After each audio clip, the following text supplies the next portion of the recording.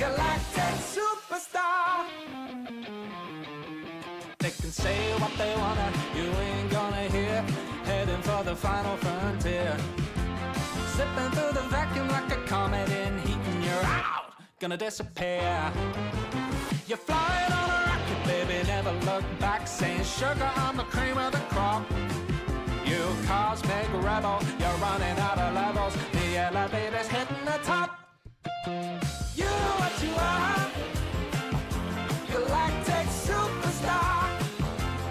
Everyone's a TV dinner, baby, you're caviar. You ain't a bird, you ain't a plane. Tonight everybody's gonna know your name. Now you know what you are, galactic superstar. Higher and higher and higher and higher, breaking through the stratosphere. Higher and higher, beating the odds again and again and again and again and again and again and again and again and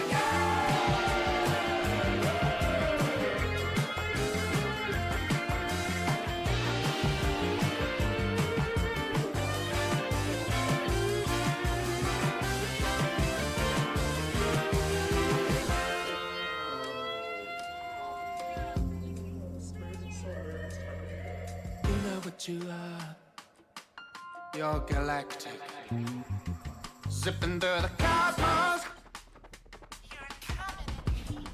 In a vacuum. Know your name. Know your name.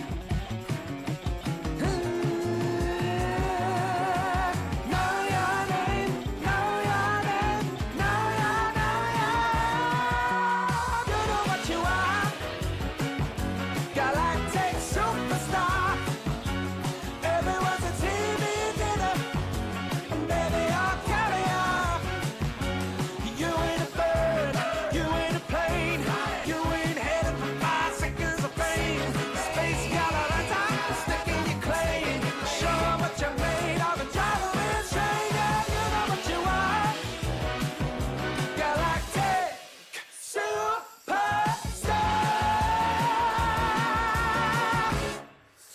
Galactic superstar.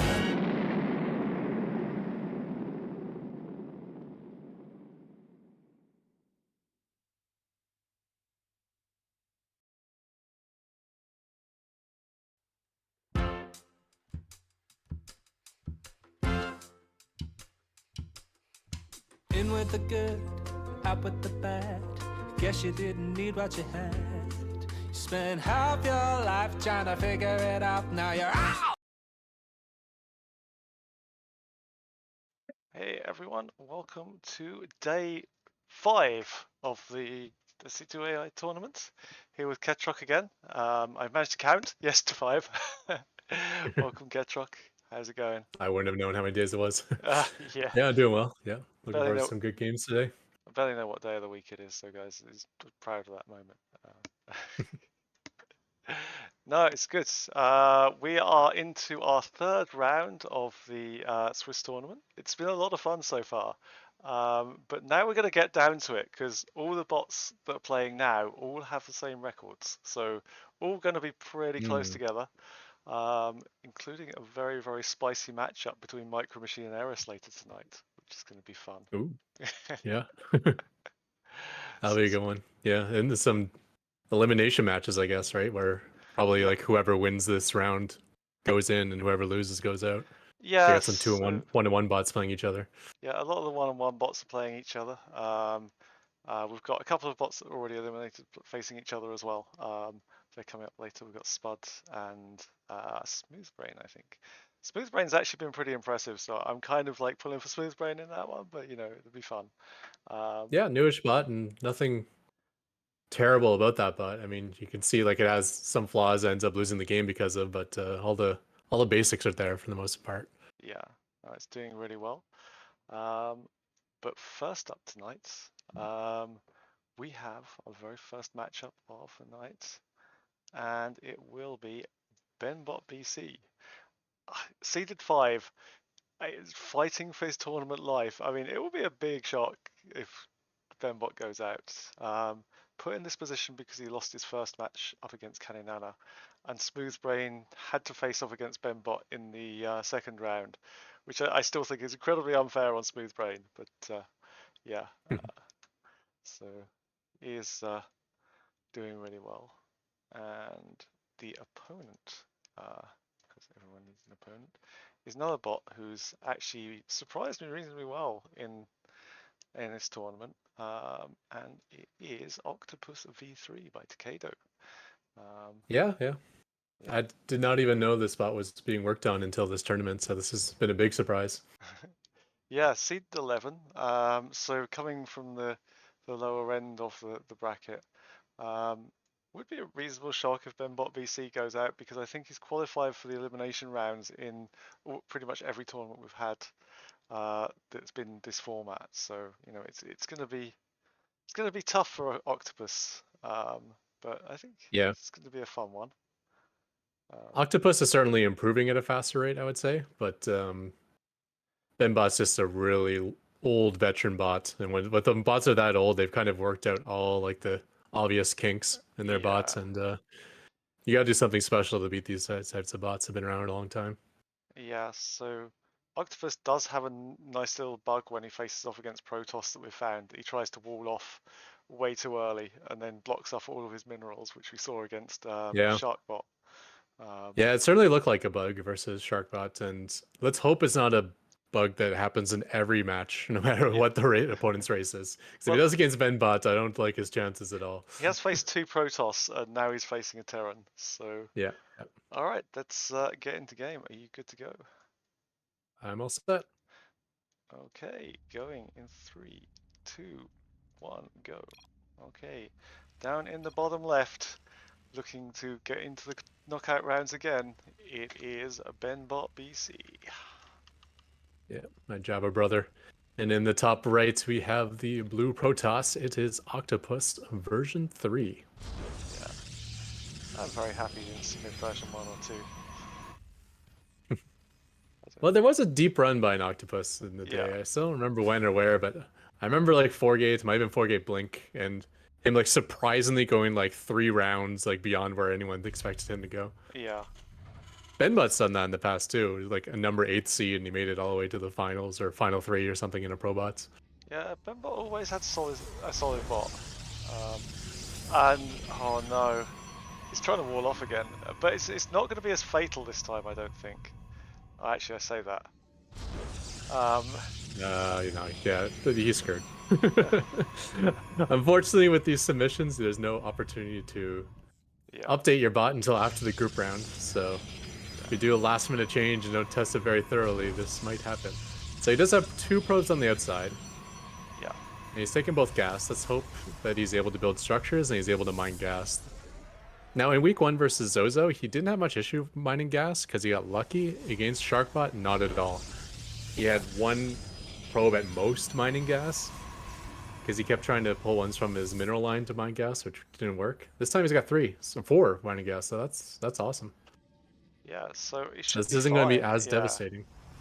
I think it should be fine. And I guess, yeah. And the bright side of this bug is the bunker rush is kind of pointless at this point. You're containing a non-expanding Protoss, so. Yeah. I mean, BenBotBC doesn't really lose too much by doing this. It's not a fully committed kind of like cheese. It's just a few little marines into a bunker. Obviously, it's not ideal, I think but yeah. He does cut workers to get it down so quickly, so it will hurt his economy for a while. You'll notice a pretty late expand out of him. It's worth cutting workers, because obviously getting that bunker down 10 seconds later can be the difference between it working or not working. But yeah, he's got 3 of 3 in gas, his Octopus. This is not hampering his 1-base economy at all this time. No, he's doing so absolutely fine. Yeah. I don't remember the follow-up, though, for Octopus, like I think it's Mass what he did versus Zozo. Similar to Mass Stalkers, but yeah. It's building very defensive, and BenBotBC already has the expand going down, so it's a very defensive build from Octopus, but like there isn't really much to defend. Okay, Stargate is down. Yep.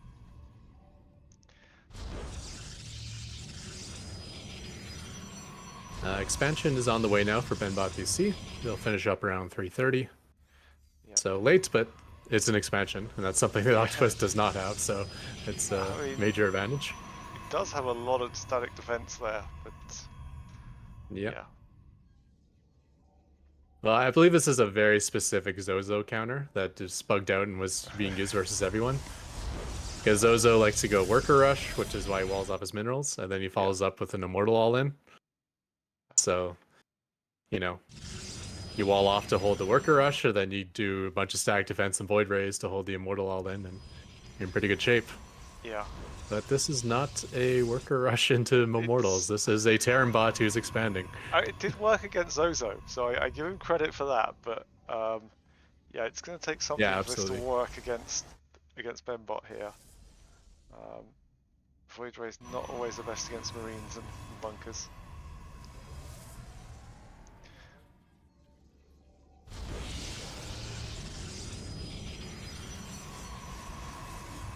Well, we have first Void Ray is out. Yep. Chrono boosting +1 for the air. We have a Hellion running around. I don't know what the Hellion's doing, but yeah. Octopus is surprisingly strapped for minerals. I guess he's built so much into his stack defense that he doesn't actually have enough minerals to build Void Rays right now. There's like 4. Ideally, you'd be like chroning out Void Rays one at a time to spend through all that gas, but there's like what 4 shield batteries and 2 photon cannons there, so like yeah, and 5 shield batteries and another shield battery at the back going down now. This is, I mean, he's going to be tucked up tight there for a while, but yeah. I was just thinking he's facing like the worst bot for this. Yeah. Like if you're facing a bot who got super aggressive and like threw their army into that front line, then that'd be great. But BenBot is like the least offensive bot on the entire ladder, I'm pretty sure. He's not going to be doing any attacks for like the first 15 minutes, most likely. He's going to be taking his time here. Once again, no Void Rays on the way. Just spending too many minerals on all these stack defenses. One just started up. Yeah, he could have had about 5 by now, I think, if he just kept that starport fully active. Yeah. Second Stargate does go down. That'll help make up for the lack of production on the first one, I guess. As long as he stops making shield batteries, which doesn't seem to be the case. Yeah, it really is a bit too much here from Octopus. So okay, a few free Marines, that's not bad. It's something. Yeah, his Marines really didn't do a lot. So. No, just drain some shield batteries, which are never going to get fully drained anyways. So that's solid for Octopus. What time are you at there? 6:11. Okay.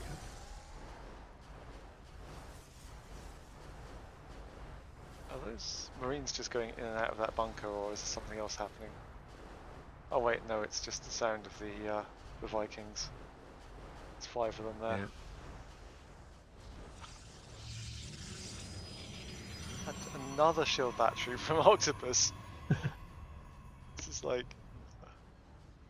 Well, I think the idea is just one base Void Ray, and then that's the end of this build. And then any additional minerals you have, you throw into shield batteries. Yeah. But the problem is he's not saving up for the Void Ray, so he spends all of his minerals on shield batteries, and then it's when he's ready to build a Void Ray, he needs to wait until he gets another 200 minerals to build it. Yep. So yeah, I mean, I'm not sure if he would be able to do something if he had. I mean, he could probably have what 7 Void Rays right now. Yeah, he's got 5 of them, so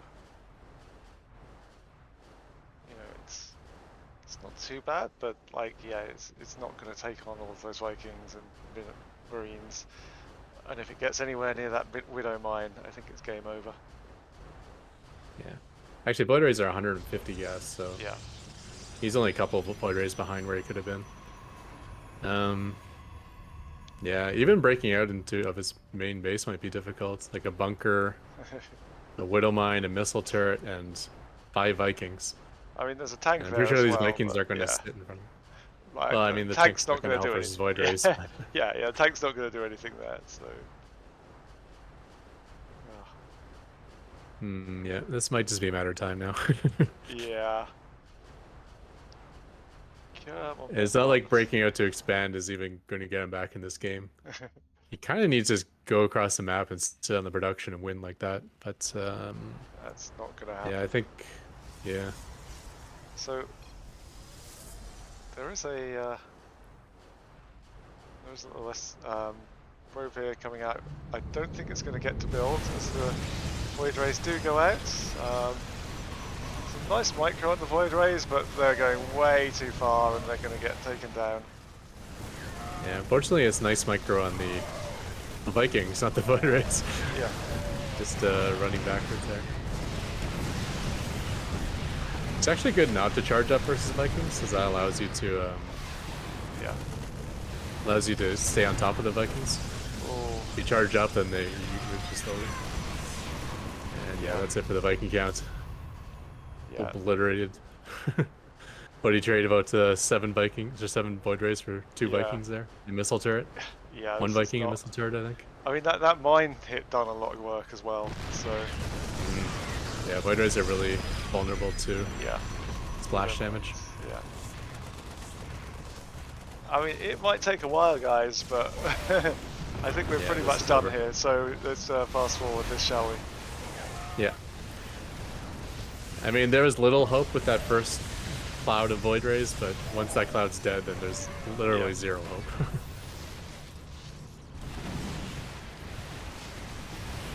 Yeah, so unfortunate bug. I've been there before. Yeah. It's I got knocked out one of these tournaments, but an exception that just got thrown every frame. So I thought it would do nothing. That's annoying. Yeah, arrow 8 from Octopus. Yeah, that's unfortunate for Octopus there. Alright, let's have a look, if we can, at game 2. Where is that? It is kind of the danger of making a snipe build, right? Yeah. I know. It might work versus the bot you're intending it to be used against, but like how often do you test how it works against not that bot? Like, does it make sure that you're not using the snipe? I mean, yes, it did work against Zozo. But yeah, this is not the bot to use that against. It really is, as you were saying, like literally the worst bot you can possibly come up against with that tactic. Because it won't go in. It will just sit there and sit there and sit there until it's got overwhelming force and it's ready to go. I'm good with game 2. Yeah, I'm good to go. Okay. Alright. Oh, sorry. Right, going in 3, 2, 1, go. Okay, down in bottom left on hardwire. It is coming 1-0 up, BenBotBC. Okay, and in the top right, we have Octopus saying some weird tags. Tag words. It is the Blue Protoss Octopus version 3. It's got some words. Yeah. So when you do a snipe build, you don't put it on ladder, right? You want to keep it secret. But then if you don't put it on ladder, you don't get good testing. And once again, we do have the double pylon walling off the mineral line, so yeah. This is going to be a quick series.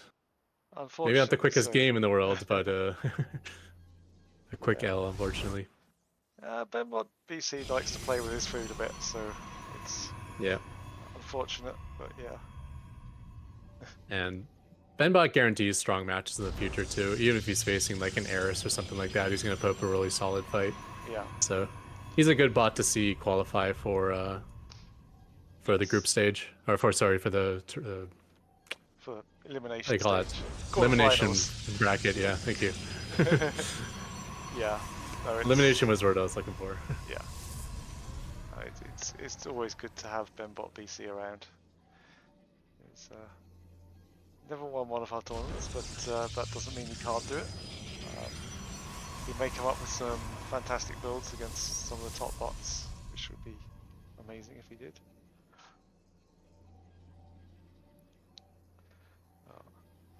So, BenBotBC is using a different tactic this time.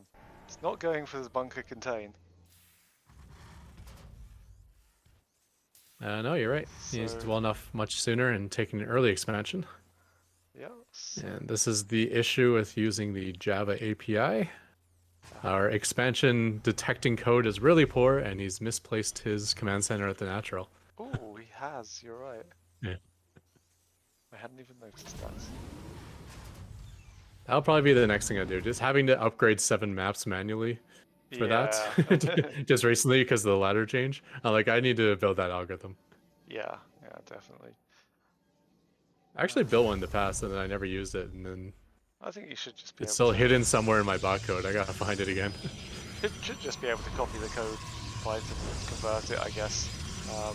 Yeah, but I don't like the Python one either. It does a lot Ah. of checking distances and rounding numbers. It's like that. This is bound to fail as well, and I think it does. Like every season, there's a few bases that it doesn't calculate the position correctly. Yeah. I think if you do it just based on whether a cell is buildable or not, and obviously the command center has to be within 3 cells of all these Yeah. nodes, I guess you call them. Yeah, mineral nodes or gas nodes or Yeah. resource nodes, whatever. Yeah. I do a very similar algorithm for structure placement, so I think I can just build something like that for, Yeah, that should be fine. and then it'll I think always work. It's one of these things that should be really simple, but then as soon as you get into it, you find out it's not as simple as you first thought. Oh, anything related to terrain is terrible. Yeah. Or placement, or It's, just the fact that BenBotBC is walling off as natural, and I don't think that's hard coded. That's amazing to me. It's so hard to even calculate where the choke point is at your natural. Yeah. So, is that another bunker going down? BenBotBC is basically building a lot of defense here, and Octopus V3 is also building a lot of defense, and we might be in for a long game, but... Yeah, when I first joined this community years ago, my favorite bot at the time was BenBotBC because it just had a very simple yet super effective build versus everyone on the ladder. He just expanded quickly, made a really defended choke point, and then tried to win the game with battle cruisers. And I'm like, that's gonna work well versus cheesy bots. That's gonna work well versus every race. You got win condition, you got the defense. Yeah. It's great. And that's never really left this bot. This bot has evolved a lot over the years, but it still loves that really fortified natural base. Yeah, no, it's something that a lot of bots really struggle with as well. It's just finding, is basically a lot of bots will just funnel into choke points and not realize they're choke points, and BenBotBC does take a good advantage of that and massacres them hideously. Oh yeah.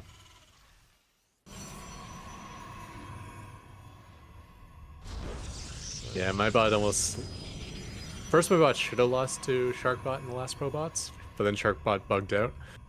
And then the final game, I was right on the verge of losing because my bot could not identify the fact that 10 cannons is more than 1 cannon. When you got some Banshees, okay, we got enough Banshees to kill a cannon. They all charge in to destroy a cannon. Meanwhile, there's 6 others shooting at my Banshees. Yeah. So I just kept suiciding Banshees for the entirety of the game until both of us were broke. And luckily, he was slightly more broke. Yeah. Yeah, so... Third command center on the way for BenBot now. And, I mean, once again, Octopus did get lucky with his gas mining, so he was able to mine for both gas guys, just has enough workers for that. Yeah. So he should get up a decent Void Ray Cloud once again.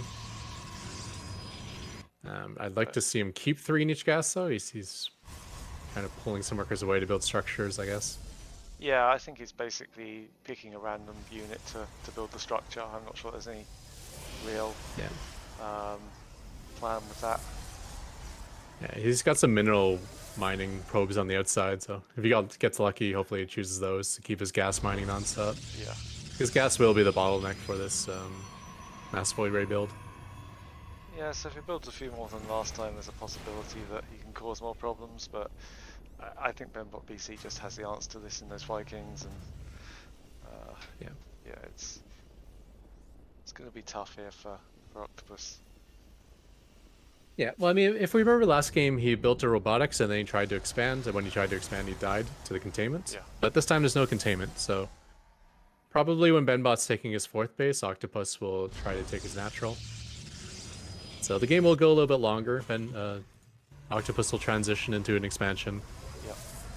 He'll be playing from really far behind versus a really good bot, but I see at least more hope than the previous game. Yeah, definitely. It's BenBotBC's contain in the first game was absolutely see the Battles Cruisers jumping in. Wow, this might work out really well for Octopus here. Oh yeah, this absolutely will. That is a dead Void Ray. That was a dead BC if I've ever seen one. Yeah. Tag Thor mode. Okay, BenBotBC is going to build Thors, it looks like. BC was totally worth it though because it drained almost one battery out of the 17 batteries in this base. So I'm not sure I'd call that worth it. But yeah, just send in 25 more BCs and then yeah, you should have them all drained and you'll be in good shape. Of course, by that time, 24 of them will regenerate their energy, but yeah, let's not worry about that. that'll be fine. Yeah, so this is good. I mean, like, as long as he does that expansion follow-up, like, there's the robotics bay going down, so robotics facility, so I think he'll be thrown on the Yeah, Nexus soon. There we have it. Number 805 now, so we have the Nexus going down. And we need to keep an eye on those small mineral patches, because once he mines one of them out, they're down to about 100 minerals now. He'll make an escape for his probes, so then all of his probes will be able to get to where they need to go. Yeah. So he's still really far behind, but if Octopus, gets a few more free battle cruisers or something, then I think he's right back in this game. Yeah, it's... And you never know when these mass shield battery will come in handy. Yeah, certainly not impossible, but it's definitely going to be an uphill struggle. Especially considering there is now a mine at every single other expansion apart from the natural.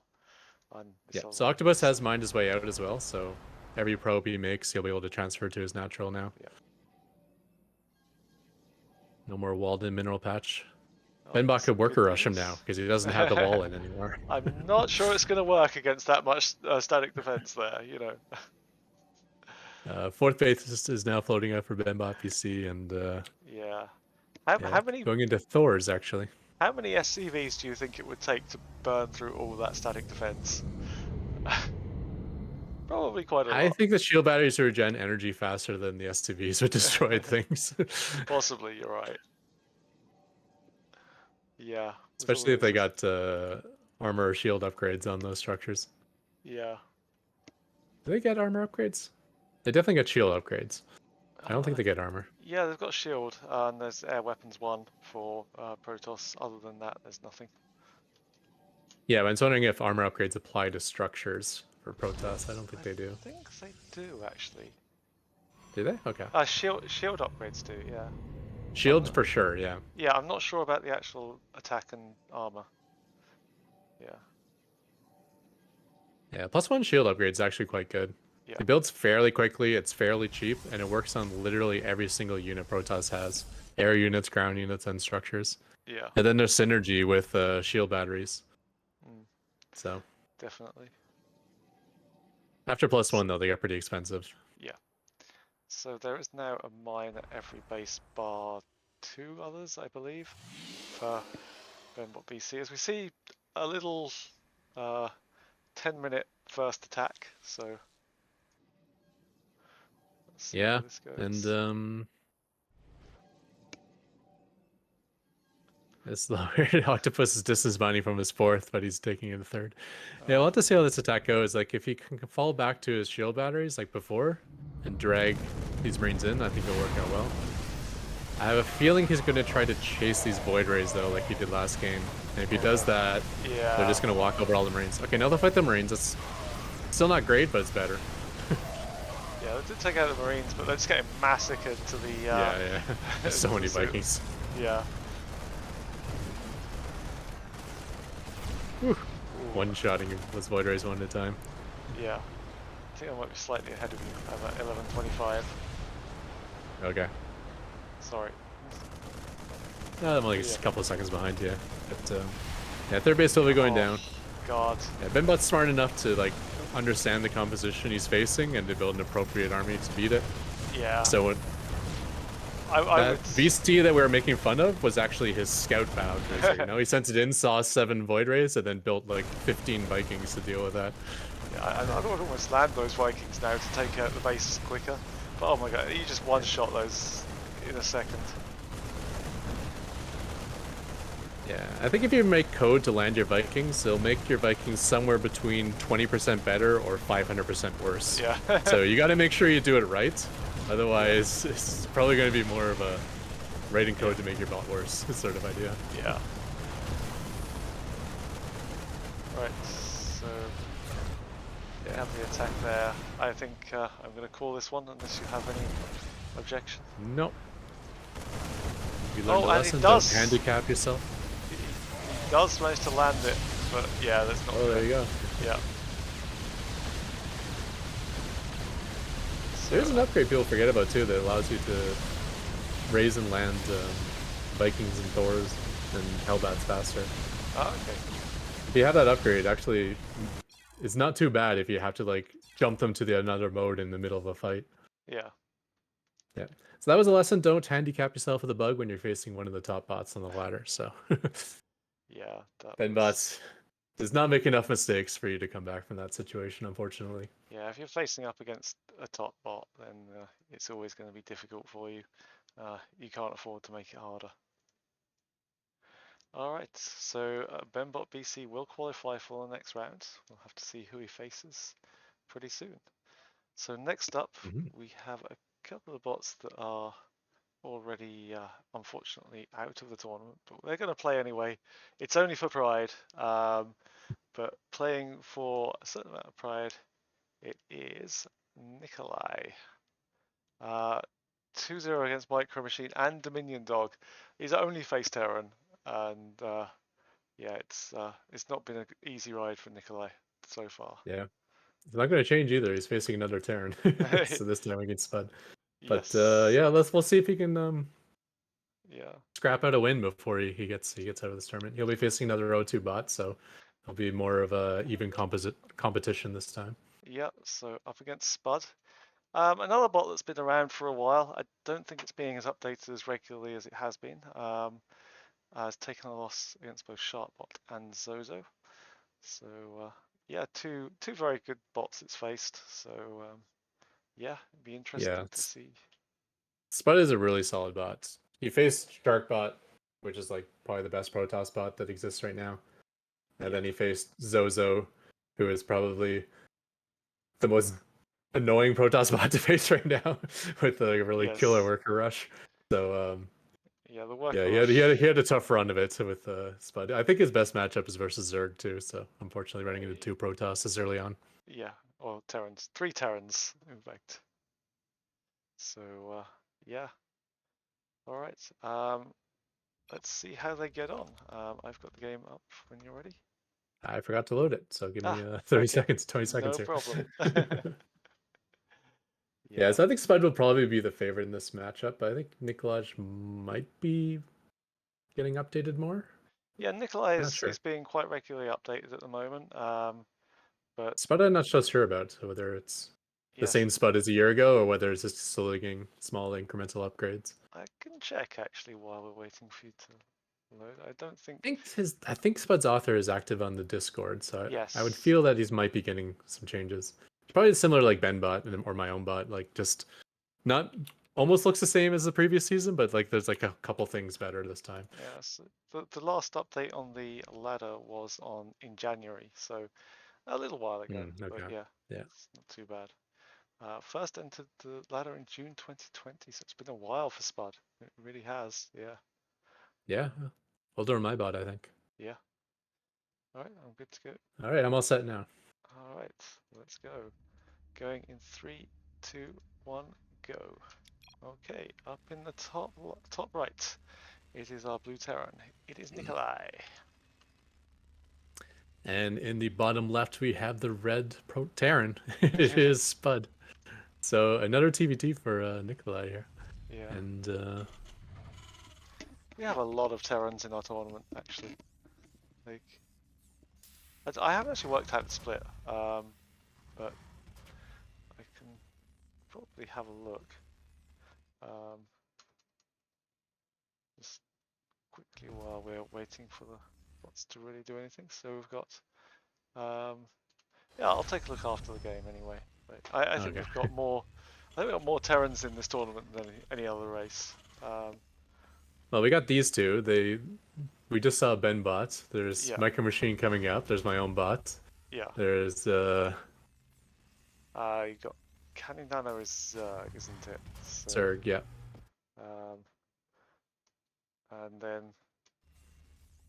yeah, It's definitely the so most Terrans. yeah, More Terrans than more any Terrans other than any race this other. tourney. Yeah, yeah. So There's only 16 bots, and we've already named like 6 of them that are Terran. yeah, so definitely Terran a popular race. I think Protoss Yeah. is not as well represented. Zerg has Caninana and Eris, of course, and so and 12 pull bot as well, of course, because you can't 12 pull with any other race, or if you do, you're cheating. Yeah, 12 full bot. Yeah, That's a good one. and So it's a nice. It's kind of like a practice bot we all build ourselves too. yeah, It's pretty easy to build a 12 pool bot, so then you got a nice little can my bot hold the 12 pool.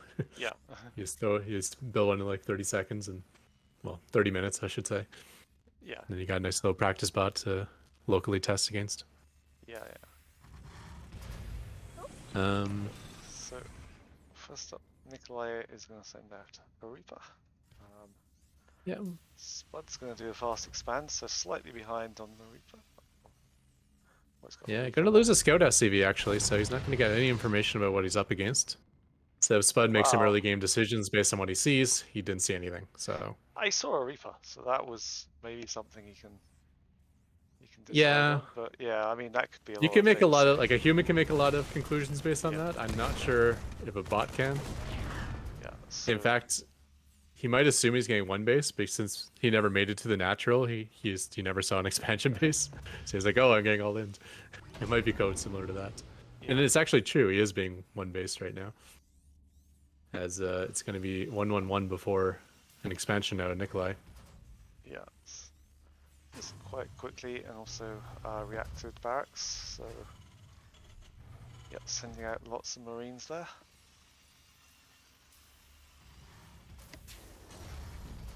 Yeah, so this is looking quite good for Spud. Nikolaj's going to have to make some sort of attack with these tech units he's going to have an advantage in and make it work. But facing a bunker and what will be a siege tank, probably, before he gets there. Well, Spud's going Cyclone first, but I'm guessing he's going to have a bunker and a siege tank before Nikolaj Yeah. gets there. It's going to be difficult for Nikolaj. It would make sense, certainly. Although if he Something doesn't, Banshee, Nikolaj, actually. yeah, Nikolaj does have a tank of his own, so that's something to work with. Yeah. But even being ahead in tank counts against like a pre-sieged up position, it can be Yeah. difficult to make headway on that. Yeah, definitely. So, Dominion Dog was really good at that when he first joined the ladder way back in the day. You'd do this push, or you'd use the Liberators to kill the opponent's siege tanks, and then move his own siege tanks in, and he had a really cool one-base push, and it sent him like immediately to number 2 on the ladder. yeah, It's not often a bot joins the ladder and then goes straight to number 2. But he was one of those bots. yeah, it's definitely an impressive feat, but probably a lot more difficult these days. Yeah. So if it becomes a Banshee, there's enough scans there on the bases to deal with it. I think. Well, it's got one scan. Is that going to be enough? Let's find out. He doesn't have much in the way of anti-air either. Just the No. Marines and the Cyclone.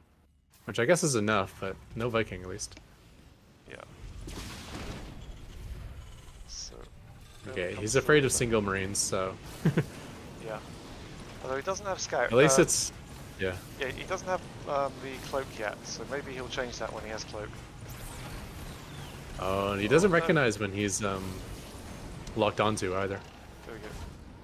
He's got a cloak, but he's using it to bug out of there. Yeah, I think once his health got low, he cloaked and went home, and that was enough to break the lock. But I don't think he was intending to break the lock, it just happened that way. He was going for a little push, which I liked, but then decides against it. I don't think the push would have worked anyways, just based on that front line of Spud, but I think you have to try when you're this far behind economically. Yeah. He does have a second base up now, but still a long way behind Spud. or where he should be. Oh, is Nikolaj the one who had like the huge tank lead, but every fight he would retreat 5 tanks and just fight Yeah, with the that rest was of his right. army? Okay, so that could work out actually well in TVT if, you know, assuming he doesn't retreat all of his tanks. But having a tank lead over your opponent is one way to win battles. Yeah. He's building them 2 at a time here. So he's most of his gas is going into siege tanks, and that could be Yeah, and really good for him. got a decent clump of Marines as well, so tank Marine push could work out quite well. Economy's evening up as well. Spud actually hasn't thrown on a 3rd base yet, and on top of that, hasn't even taken his 4th gas. So, Yeah. if anything, he may even be behind in economy now, as Nikolaj is just getting Yeah. to full saturation on 2 bases. Yeah, I'm not sure. I think probably still a bit ahead on mineral mining, but certainly behind on gas mining at the moment. But I don't think Spud really goes for a lot of gas heavy units. He'll probably go for a lot of Marines and try and win it with a Marine push. It's my bet. So Spud efficiently uses all the space at his main base by putting all the depots in his mineral line. Which is good now that they're all lowered, but he must have kind of been messing up with his income while he's building them. Yeah, Spud luckily has way more SCVs than he needs, so this Banshee killing off a bunch in the background isn't that big of a deal. But Banshee's now up to 6 kills and counting. You say it isn't a big deal, but the longer it stays there, the bigger deal it's going to become. Yeah. And Spud does have a 3rd base about 2/3 of the way done, so he would like to have an extra 20 workers immediately put to work there. That Banshee will finally go down as there's a Viking out. Yes. Poking 10 away at kills is not too bad. Yeah. It was a hero. And third Spud is base- at 60 workers, so I think he'll be able to fully saturate that 3rd the moment it finishes. He should be good. Yeah, Nikolaj also getting his 3rd up. Pretty much up there on workers, 54 at the moment, so... I just want to see these 2 armies hit in the middle.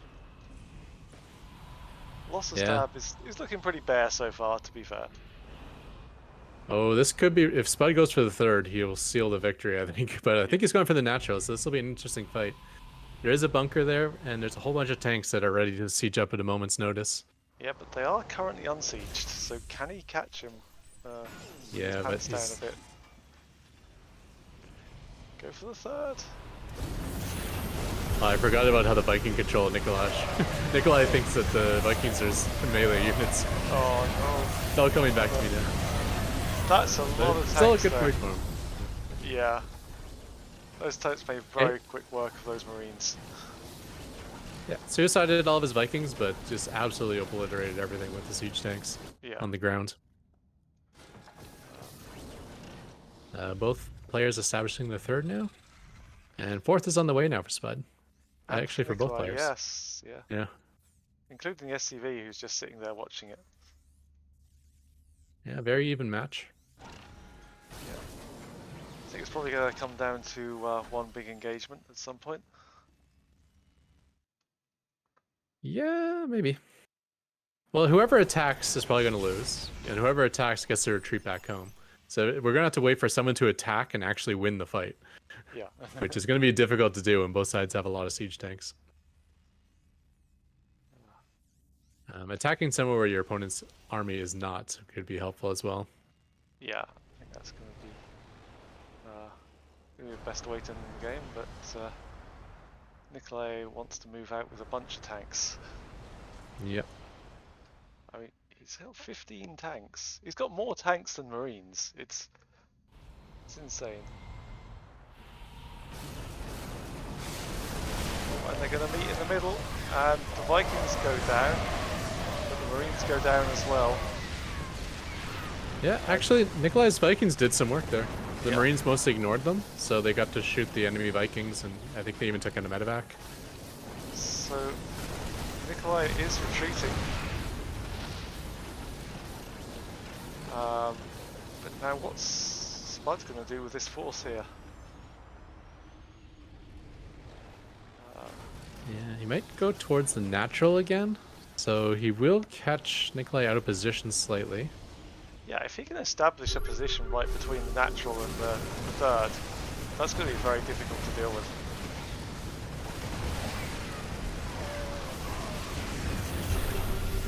Yeah, he's These Vikings are tilting me. I just watching them suicide over and over again.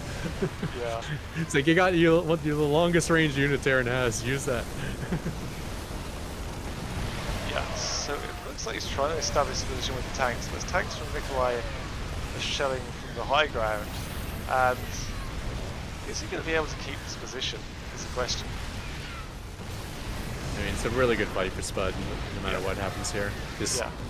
trying to siege up tanks within range of other tanks is not working out well at all for Nikolaj here, and I think he's thrown away all of his entire tank lead. Yeah. Now, he may not die, but this position is so deadly for Spud, right in the middle of all 4 bases, and just holding it perfectly. Yeah, he can't He's get got his 2 tanks tanks right on the verge of death. Yeah, he can't get his tanks sieged up at all. And Spudde is going to push into the middle here. Losing the Raven to the tower is not a good idea.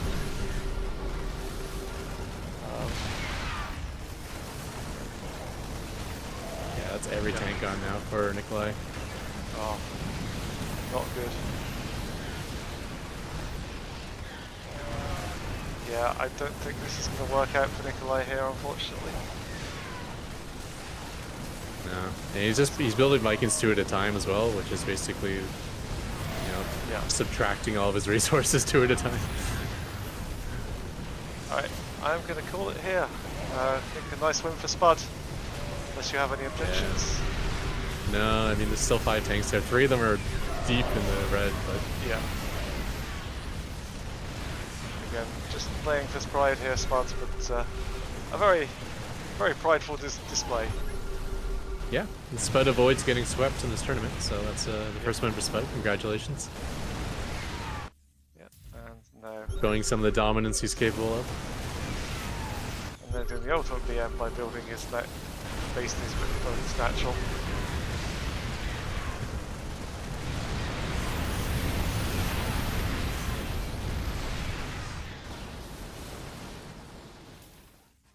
Possibly the best bio tank bot we have is Spud, actually. Yeah. He's just got that composition worked out really well. There's no like glaring micro mistakes when he's moving that army around. He even staggers the sieging of his tanks, and quite good for him. Yeah, that's good. Alright, let's have a look at game 2. Yeah, it does take a while for these bots to really get going, though, is the problem. I think they're quite weak to early game plays as well. So that's maybe why they haven't done so well so far, but, you know, definitely salvaging some pride with this display. Mm-hmm.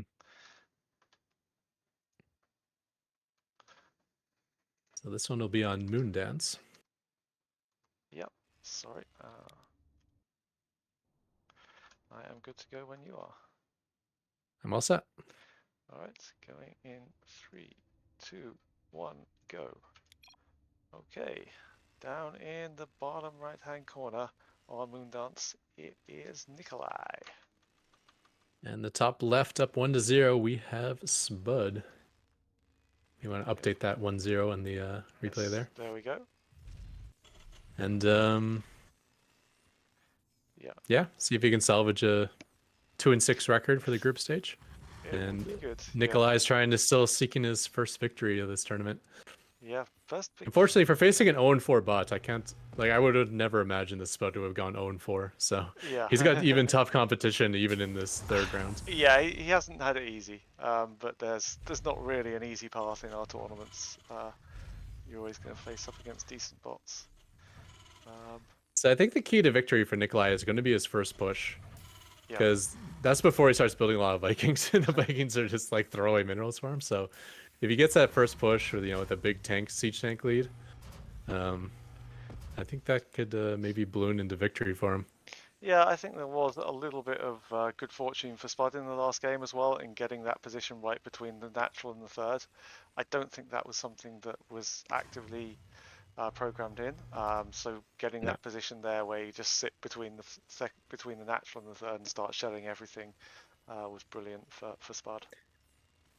Yeah, so Spud was always pushing towards the natural on every attack, and that caught Nikolaj out of position as Nikolaj was defending an expansion. Now on this map, there's a pocket expand, so if you push the natural, maybe the defenses will still be there for quite a while, assuming Nikolaj takes the third base as the pocket base. Yeah, or maybe he'll get confused. So the map could be play into this game. Of course, we might even see different tactics. We never know. Yeah, it's possible. Certainly, I'd imagine Spud has a few different builds, have it being around so long. So once again, it looks like the Reaper is going to intercept the SCV Scout out of Spud. So Spud's not going to get much information to start off with. Nope, he lost vision of it because of the high ground, and now the SCV gets to run through for free. Yeah, that was quite lucky. He will get walled out though, but he does see that there's a lack of an expansion, which is something. Reaper will pop into Spud's base and get slowly shoot away, I guess. Let's get a little bit of hull damage on that Marine. Always nice, as that's permanent. Well, yeah, at least until they get the medevac out. Yeah, permanent for the early game, we'll say. Yeah. Is it hull damage if it's on a Marine? Marine doesn't have a hull, I guess. Apart from it's squishy beat sack damage, really. They look like little people on this thing, but when you see like the cinematics, they're basically wearing a mech suit, so it's I guess hull-ish. so, yeah.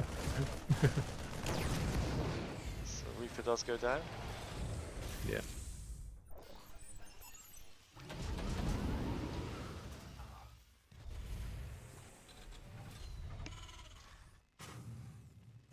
So similar tactics on both sides. It looks like we're going to see the quick Banshee yet again out of Nikolaj while Spud is taking his expansion. Yep. Nikolaj doesn't have expansion yet, but I'd imagine he's probably going to take one pretty soon as we see the ghost of it going down. But yeah, still quite a way behind. Even if it's only a couple of workers, it's got the extra base there to mine from as well. So. Yeah, I mean the upside to what Nikolaj's doing is he had his second gas earlier, he had his factory quicker, he had his starport quicker. So, in like a human TVT, you can use that tech advantage to get yourself back into the game or even ahead by, you know, just having more tanks and more area units at the start. That's always good. But typically you want to expand before now, just because, you know, you're still building SCVs, but you're already fully saturated on one base, and just that lack of efficiency. Like usually when you saturate a base, you want to make sure the next base is ready to go at that point. Yeah, it's always especially good. with how you know, bots can speed mine and stuff. Yeah, I think it hurts him a little bit, but I think he'll get it up, and he should be able to recover nicely from that. It all depends on how much damage this Banshee gets done, really. That will tell you whether it was worth it or not. Like looking at now, it's about 600 minerals a minute better for Spud, just because he took that earlier expand. Oh, is the Banshee going to go down? Not quite. So this is almost an exact repeat of the previous game. Once again, saved from the lock-on by Cloak, even though his bot cannot recognize lock-on. I don't think he cloaked this time. So the first push. Did he just run? Yeah, he just ran. I don't think he cloaked. Okay. So yeah, there's still plenty of energy on the Banshee there. So it's going to come down and get repaired. And the first push looked like it was abandoned from Nikolaj as well. Yeah, I love seeing Terran bots repair. There's a few reasons you don't see like human players repair very often, but probably the major one is just the number of actions it takes. You gotta send the unit back, you gotta remember to repair it, you gotta shift click the workers back to mining, and get them, like, you know, not bounce ground on the minerals either, like back to the correct mineral patch. And then you gotta send out the thing again. It's just a lot to do at the middle of the game where there's so much more important things to do for actions. But for bot, no problem, right? Yeah, exactly. They can be doing 100 things at once, no issue. As many actions as you like, you know, so it's fine. Okay, forces out his scan with that cloak, which is nice. And he's got plenty of energy on that Yep. Banshee, so he'll be able to survive through a few scans. And yeah, actually getting a couple Marines down. Now he's going to work on the mineral line. The depot-filled mineral line out of Spudde here. Yep. So there we go. He's building another mineral depot there. And the first push comes in a bit. Actually, this push is getting a fair amount done here from Nikolaj. I mean, it's just sitting there at the moment. As the interference matrix is down on the Banshee as well, so... Yeah, that was great. Killed 2 Marines and 7 SCVs. And nice little siege push on the front. There goes the bunker. Banshee actually pulling the whole army back into Spud's base, and this is looking amazing now for Nikolaj. If he finds a little gap in the attack, he can move the tanks forward and get range on that orbital, and I think that'll be it. Where is all the army from Spud? Oh, it's coming up. Yeah, it's got a few tanks there, but... Now the Banshee jumps back in, he's just killing off so many workers in the background. This two-pronged attack is doing unbelievable for Nikolaj. Wow. Nikolaj, where was this earlier in the tournament, man? This is, This is brilliant.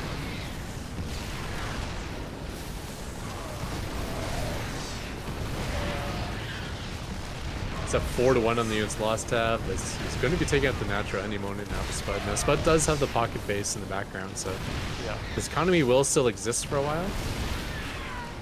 If Nikolaj starts suiciding his tanks and Vikings like he did in the previous game, maybe he'll work out. But no, it's actually Spud who's going to be the one stepping his tanks forward into their opponent's tanks. Not a good idea.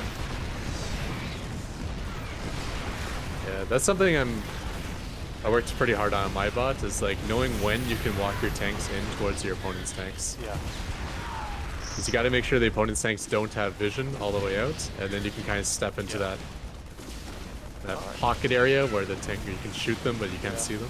I'm going to call this done anyway. Nikolaj does put one on the board, so unless something goes seriously wrong. Yeah, every single worker is wiped out by that bench in the back who has 43 kills. Oh my goodness. 46 now. That's insane. GG, Nikolaj, get a win. I believe he's first in one of our tournaments. Unless... Yeah, what a hero, Banshee. Not only does Banshee get credit for killing every single worker, but the Banshee gets credit for winning the fight in the front line as well. Yeah. Because he pulled back the Banshee pulled back the entire army of Spud as Nikolaj was getting set up in the front. If all the bunker and siege tanks are still there, it might have been a totally different story. There we go. Yep. I was going to say, I was hoping that Nikolaj wasn't just going to sit there in the main forever, but no, he didn't. Alright, we have ourselves an ace match. Yeah. And congratulations to both bots avoiding getting swept in this tournament. So both of them picking up their first win. And I believe that's the first tournament victory for Nikolaj. It is. He was involved in a previous tournament and unfortunately lost both games 2-0 against Micro Machine, and the other one escapes me, but it definitely was 2-0. So congratulations to Nikolaj, and by Dax, I believe. So, that's a big accomplishment. I mean, yeah, your bot has to get really good just to qualify for a tournament. And then when you qualify for a tournament, typically you're playing like the number 1 or number 2 bot because you're the number 16. Yeah. So then you get absolutely crushed again. So actually getting a victory in a tournament is like a whole nother level above that. All right, good to go when you are. All set for game number 3. All right, it is our ace match, first of the night. Going in 3, 2, 1, go. Okay. For the top left, looking to take his first tournament series win, it is Nikolaj. And in the bottom right, we have the Red Terran Spud. So this is the ace match here. Whoever wins this wins the series. Gets a nice little series win. Yep. I actually have psychic powers. I believe a Reaper's going to run into an SCV, Spud's going to fast expand, and Nikolaj's going to build a Banshee on one base. I don't know where you get that idea from. Like, it's prescient, that. Every bot has to have at least 3 builds, I would think, though. You need at least one for each race, I would say. Yeah, definitely. Probably, I think Like Tia was saying that he had a huge amount of different builds, but I'm not sure how many of them are full independent builds and how many of them are Yeah.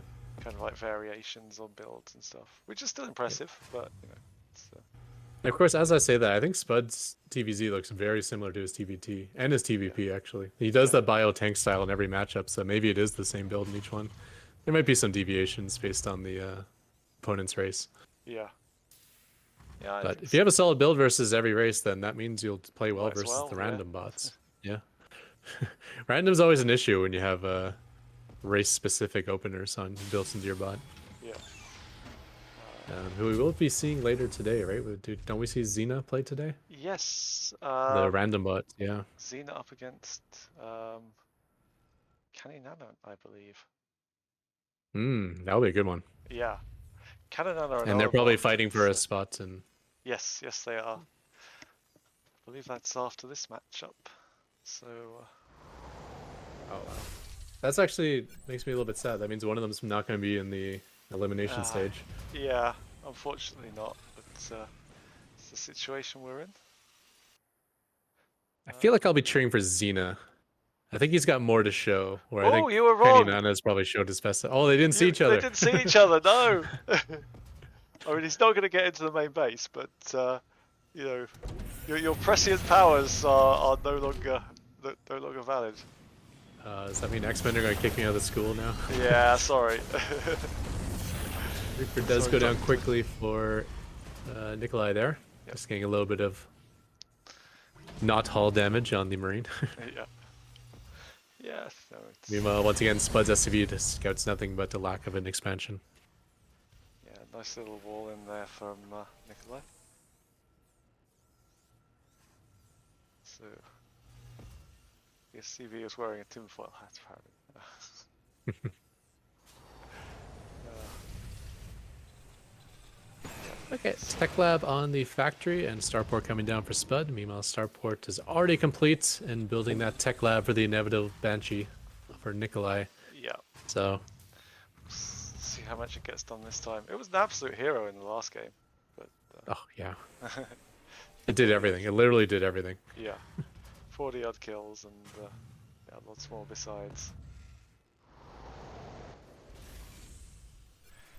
It is a tough decision as a bot maker of like, when there's a Banshee in your base, do you send your siege tank to deal with it? Or your Marauders to deal with it? And it sounds like, obviously, no. But if you send your entire army and just leave behind a couple units, those couple of units are so vulnerable to dying on the front that you're like, well, maybe I should be sending all my whole army together. That way Yeah, they're never separated and left to themselves. yeah. I mean, it is good. But sending his siege tanks obviously cost him the front line in the previous game. Yeah, it's not a good idea. But you never know. Yep. I think at this point they are researching the blink.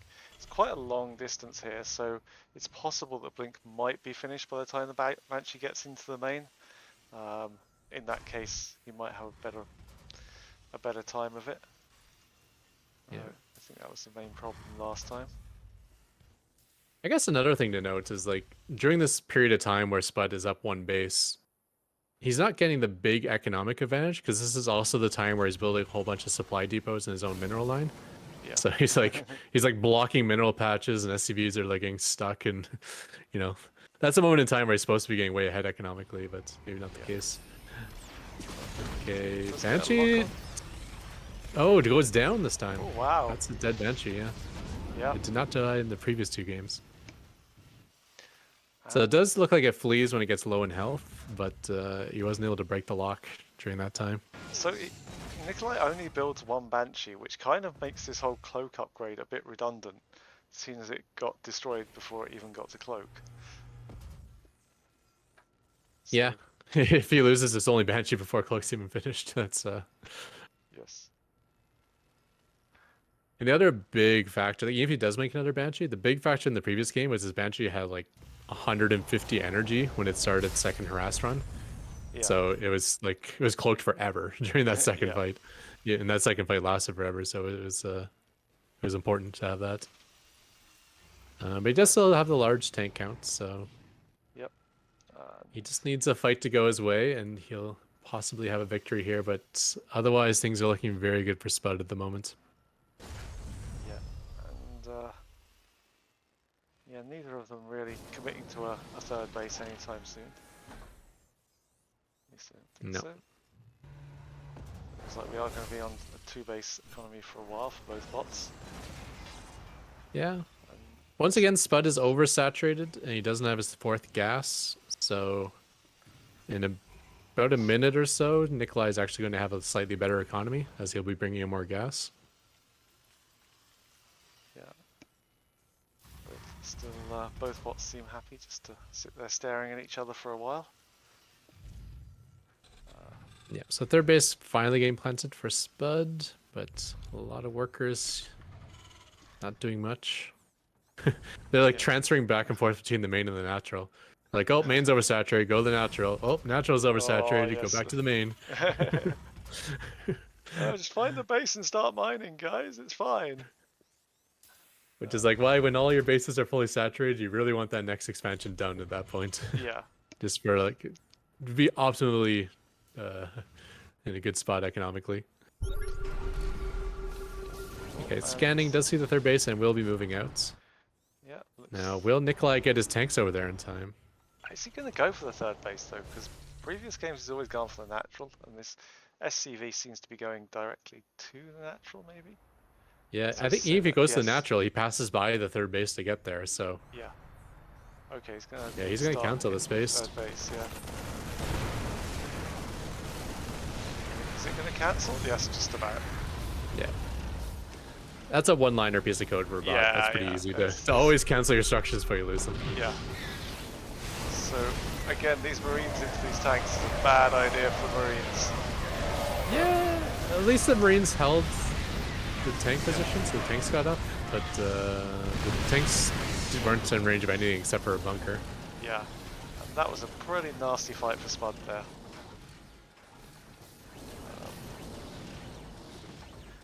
But Spud has his third base. It's fully saturated in the background as we speak. Yeah. Maintained a siege tank count for the most part. And there's still not a third base yet for Nikolaj. Yeah. Spud's over here looking at it. He didn't really have the worker count to take a third efficiently anyway, so it wasn't the end of the world. He had to cancel that third. Yeah. Just as long as he doesn't have to do it again, he'll be still okay. Fourth base going down now for Spud. Yeah.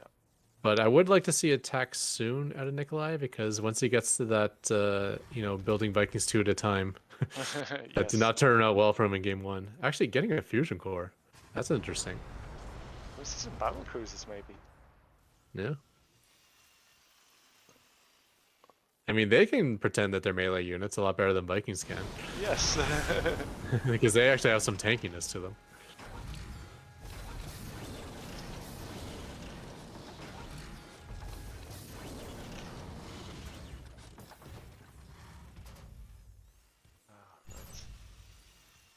With the second factory is Spud completing, he will be able to compete in siege tank count a little bit better going forward. Right now, just building one at a time, so he still just has like 4 siege tanks. Yes. I don't know, looks like 10. I guess I should bring up the units tab. Yeah, Yes, 11 to 4 11 to siege 4. tank numbers. And he's going to start moving. And they're both actually pushing out, so no advantage for who's set up first, I guess. Nice little interference matrices, though, allow some tanks to fall quickly. Yeah, so it looks like all of Nikolaj's tanks are going to get taken down, except for the ones that retreated. We had this problem last week, where half of them retreat and the other half would just get taken out. So, yeah. The half of them get matrix, the other half say I'm out of here. Yeah. And once again, they're going to cancel that third base. Maybe even get a kill if it somehow finishes before it gets low in health. No, I think the SC it's will gonna get cancel. taken out, so yeah. He's going to get the cancel there. And can he get this position again that he had in the first game? Yeah, right in between the main and the natural and the third. That's it's a really good position there for Spud. He's going to run in and take out all of those tanks. Yeah. Wrecked. He's gonna lose a lot of bio in the process, but Yeah. that's it. He's killed everything that Nikolaj has. Yeah. And Nikolaj is just gonna be rebuilding, suiciding Vikings from this point forward. So that's a quick one. That's GG. I think Nikolaj has been broken. 2-1-2 Spudde. Congratulations. And we know the exact moment this game was won too. Yes. It's when the Cyclone killed the hero Banshee. Yeah. Oh, without But no that, hero units, Nikolaj did not send home. yeah, without that, Nikolaj's always in trouble.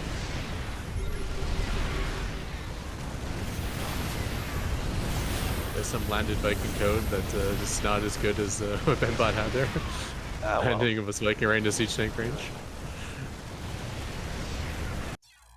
Cool, GG. Congratulations, Spudde.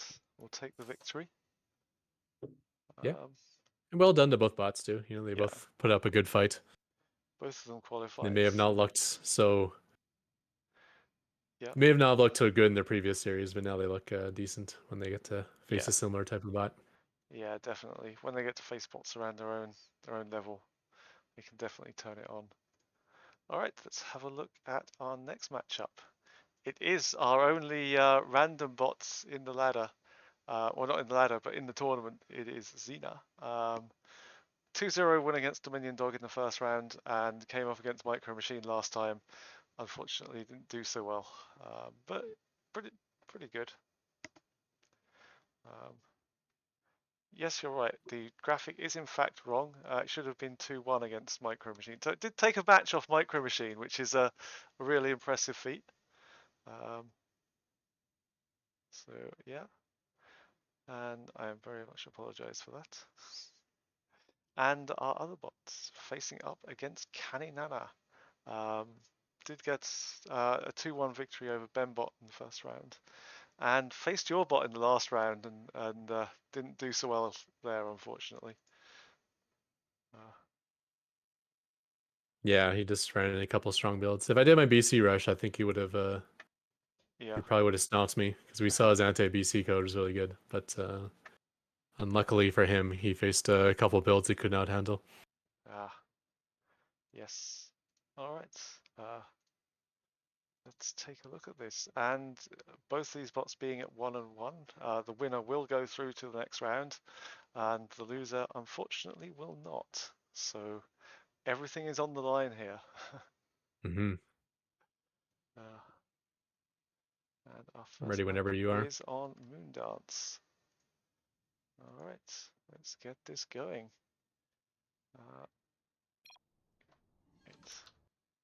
Going in 3, 2, 1, go. Okay. Down in the bottom of Moondance, spawning as Protoss this time, after my own heart. It is Xena. And spawning in the top left, we have the blue Zerg. It is Caninana. I don't actually believe I've seen his ZVP before. No. At least not off the top of my head. So this will be interesting for me. Yeah. Yeah, again, Xena's some very, very strong Protoss builds. How did he take the game off Micro Machine? Was it his Protoss build that took the game off Micro Machine last week? Sorry, my memory is terrible.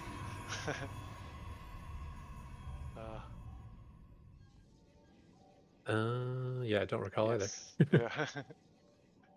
So, oh, it was Just catch Proxima. me up Ah, on. yes, it was a Proxima Orders, wasn't it? Because he tried that twice, and I think because Xena spawned as Terran twice and had the Proxima Orders. First time it destroyed Micro Machine, and the second time Micro Machine was ready for it. Was a different build. So yeah, still pretty impressive to take the game there. And early spawning pull from Caninana. Yeah, not too early though. Not too After a early, pool and yes. gas, Yeah, yeah. yeah, So, sure, you're right. Yeah. which is fine build. I mean, Yeah. those three structures can kind of be built in any order, and it's still a valid build order, I think. Yeah. With the hatchery, gas, then pool being the greediest of all of them. Yeah. Second gas going down now for Xena. He looks like he's staying on one base here. Yeah. Wonder what the game plan's going to be. So Oh no, he's sending out a probe. Is that Yeah, going to you're go right. for 400 work. expand? Yep. Okay. There we go. Yep. So, wonder what the second gas is about then. I mean, it might be Stargate. I mean, he hasn't actually saturated the second gas yet. Yeah, it's weird. He's like choosing to oversaturate his minerals instead of Yeah. saturated gas. So I build the second gas. Wondering how the code works for that. So Overlord gets in, sees everything. Nice. Looks like he's going for stalkers. At least he's tagging them.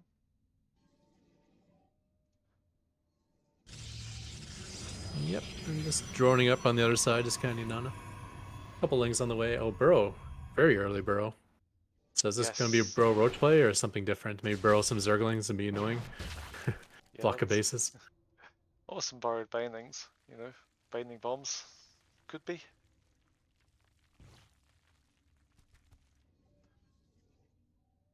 Yeah, both these bots Okay. are quite low APM at the moment. I see Yeah, for a bot. that's usually a sign of a well-written Yeah, bot. You know, in an early game, you really don't need to be spamming. yeah. Even speed mining doesn't require that many actions. Ah, Zergling does go down, spots a couple stalkers. Nexus completes, and Xena gets to transfer all his work he's been building non-stop since the start of the game. yep. Solid worker count on both sides, 33 to 33. Yep, third base on the way from Caninana. Mm-hmm. So this is something I think Caninana does a lot of. It just sending out a single Zergling to see what it's facing. Yeah. I don't mind that, but he needs to change the frequency of that. Yeah. You don't need to be doing it every 30 seconds. Yeah. It'll add up to like too many dead Zerglings. Once every couple minutes, I think, is a good number. Yeah, so it's got 3 down so far, which is not world ending for him. No. No, it's not world ending. Like, even after he loses like 10 or 12, it's not Yeah. world ending. It's just, you know, it's a little thing I think that could be improved. Yeah, definitely. But, you know, he's coming out of the lower divisions where it's just like cheese central. So his bot has been built for anti-cheese. And with anti-cheese, you want to know when you're facing some sort of cheese. And So what I'm scouting non-stop is a good idea. what I'm liking from Xena at the moment, he does have a observer out, which is going to be useful against these burrowed units. Mm-hmm. Mortals on the way as well, which is a good idea because there is a roach warren for Caninana. Yep. Creep just making its start now for Caninana. It's something I don't think he's doing as well as a lot of other Zerg bots, is spreading creep. But maybe he's saving his energy for something else. Yeah, I'm not sure what the optimal build is for Zergs. I know it's very different than for humans, just because speed mining kind of changes dynamics, but I still feel like you should probably open with like heavy mineral income and a lot of queens, and then once you have enough queens for injects, you can start the creep spread and get it going around maybe the 3-minute mark. Yep. So 2 zealots coming out on their own, passing by the Mm-hmm. Zergling.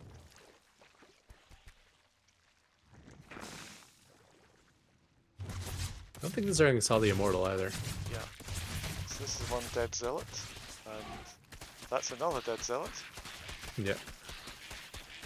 Doesn't I even think get they were intended to keep an eye on the 4th and 5th base, but they both had already been taken with a hatchery.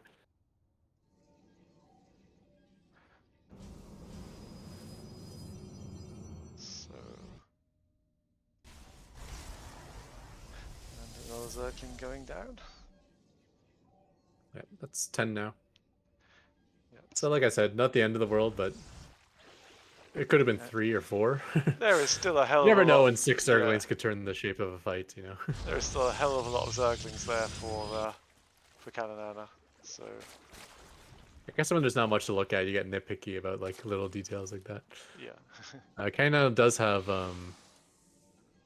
changelings now, so I don't think he'll be suiciding Yeah, Zerglings anymore. That just seems not worthwhile. Yeah. And the changelings actually don't get targeted by Xena yet, so they'll allow him to get full scout. Yeah. I wonder if any bots will use man, what is that ability? I can't even remember what it's called. Contaminates on their overseers yes. at all. Yeah. I haven't seen it before. Maybe that's a good idea for some time. Yeah, it's a good way to keep like upgrades Yeah. annoyingly slow, you know. Yes. So many Zerglings out for Caninana. Oh my gosh, I didn't realize this. Yeah, this But is I do like mass Zergling versus Protoss, because Protoss players love Stalker, or Protoss botters love Stalkers and Immortals yeah. for some reason, and that's really good for Zerglings to work against. Yeah, I guess until you get like enough of them, and then Yeah, maxed out it might not be Yeah. great, but even maxed, I don't mind max Zergling versus max that. yeah. You won't find the surface area quite as much, but it still probably does well. Oh, Until there's splash damage like Colossus and Storm and stuff. Yeah, you're just really waiting for them to go out. But this pattern from these Zerglings here is it's pretty fun. Tag Hydralisks. Okay. That's also a very good unit versus these. Yeah. Immortals don't do the bonus damage to them, and Hydras are pretty good versus Stalkers in general. And Lurkers work well versus that army, so Yeah. if you're switching to that tech, that's good as well. Going into Corruptors now, it's saying tag unit Corruptor 478. That's not necessary. No. But Brutal Lords would be good. Yeah. We're just really waiting for them to really do anything this game, I think. Yeah. It's Now there is a robotics bay on the way for Xena now, so maybe there's some Colossus in the future, but you may not get that time. The Zerglings are thinking about it. Oh, they go forward. They're not really sure. That's Go on, okay. Zergling. They just kind of. I don't mind them not going up that ramp. That may not be the best idea. There is no battery there though, so they wouldn't have to face overcharge. Oh, the Stalkers are coming out, and they're getting taken down by these Hydras as well. They're doing quite well though. Yeah, it's like it's random Stalkers all over the place, and they're all getting surrounded. Yeah. Okay, Zerglings do retreat. They decide not to fight that army. They take a lot of losses in retreating, but as long as... Yeah, that's not too serious. They are taking down this fourth here quite well.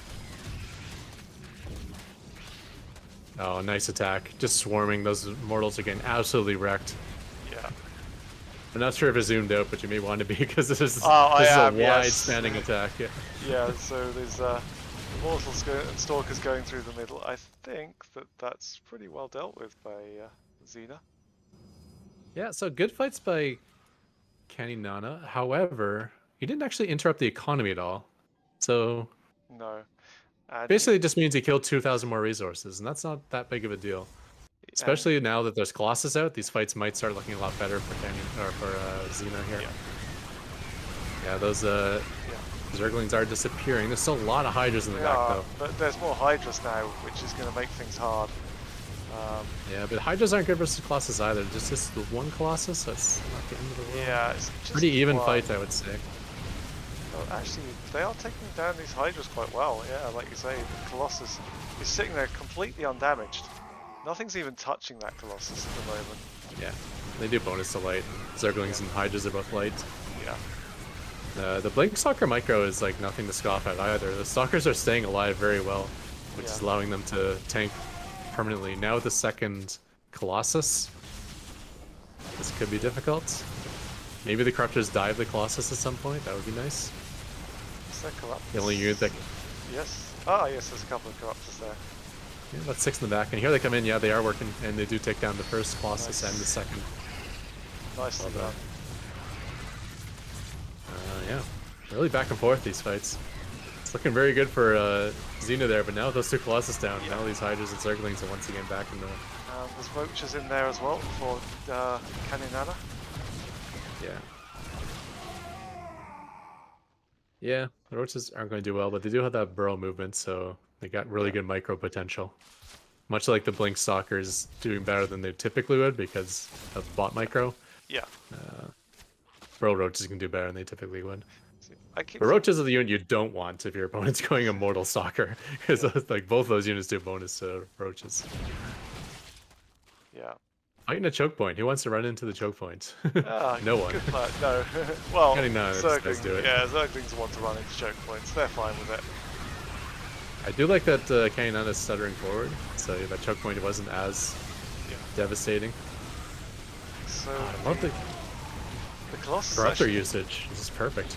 yeah, but the Colossus was fighting in a shield battery range, so it was able to survive a lot longer than it possibly should have done. But yeah.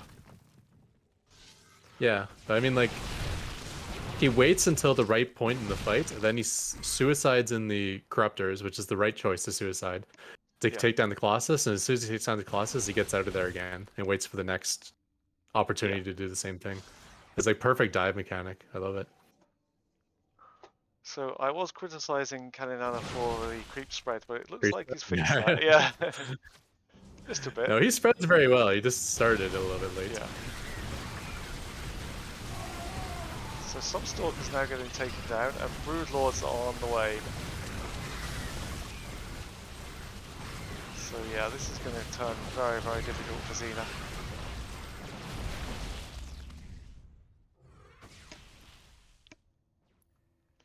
The decision of when to fight and when to retreat is really impressive out of Caninana. Like, I haven't seen him take a fight he shouldn't have, and I haven't seen him retreat at a stupid time either. Yeah. It's like his army's like getting smaller, he pulls back. He's getting an amazing position here for this fight. Oh, it's forcing, Catching Xena on the ramp and just able to gun him like 3-1 there. Yeah, forcing Xena to come up into the choke point against him. Yeah, now pushing off creep, which isn't advised typically, but with that army size lead, I like it. Yeah. If he can get that immortal down, it'll be perfect. So he is running into a lot of reinforcements. Yeah. He's got Broodlords though. The Broodlords actually get in this fight and start shooting. Which they are doing, Yeah, there they go. Yeah. It'll be very helpful.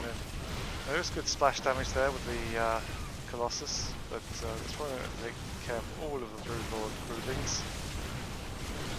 Yeah. Problem was he lost all of his Hydras right when the Broodlords arrived. Yeah. The Broodlords are trying to retreat back, but kind of it's fighting as they pull back. Yeah, there's really no answer for the Broodlords right now. No. I mean, you can like mass blink forward and jump them and just pick them all off, but that's not easy to code, and I don't suspect we're going to see that out of Xena. Probably not. Yeah, it looks like they're basically fighting a big war of territory at the moment, and you know it's a case of who can hold the ground furthest forward, I guess. Yeah, the 6 o'clock base is like rusting with all this creep pouring all over the sides of it. Yeah. Yeah, very small army size for Caninana, but it involves kiting Broodlords against ground units. And like perfectly kiting Broodlords versus ground units is so good. Yeah. Nice little dive on the Colossus from Caninana as well. It's going to take that down. Yeah, with the battery dried up, it's going to be successful. Yeah. Stalkers might be distracted by Broodlings too. Yeah, so now he's taken down both of the Colossus. Those Broodlings are going to do so much more damage. Oh yeah, this is so... Yeah. What's the unit's last stab look like? Yeah, he's up 10k now, units lost. That's crazy. And Xena says it perfectly. Ow, ow, ow, indeed. Yeah. Right. He does have a nice little defensive position here, like stuff behind the Nexus. Yeah, I don't think that's going to last. But the Nexus is not going to last very long. He focuses the Nexus. That's so good. Yeah, no, nicely done. How does a bot focus the Nexus? I thought for sure they would be trying to attack the Stalkers and stuff. And no, it looks like it's just going down to take out all the production buildings. And I am very close to calling this. I'm so impressed with Caninana. Yeah. Such a good bot for this tournament, certainly. And come such a long way in such a short time. But yeah. The composition choices he had and his engagement choices were like next to none. Yeah. Because Xena's like no joke. Like it's the author of currently the #2 bot on the ladder, so Xena's not too far behind that. And I think Xena was maybe #7 and getting better every day. Yeah. No, it's and taking on the challenge of building a random bot is impressive as well. So, all right. Yeah. Well, that's probably tougher on the random bot author, but still. Yeah. Yeah. I'm going to call Beautiful. this call this game for Caninana.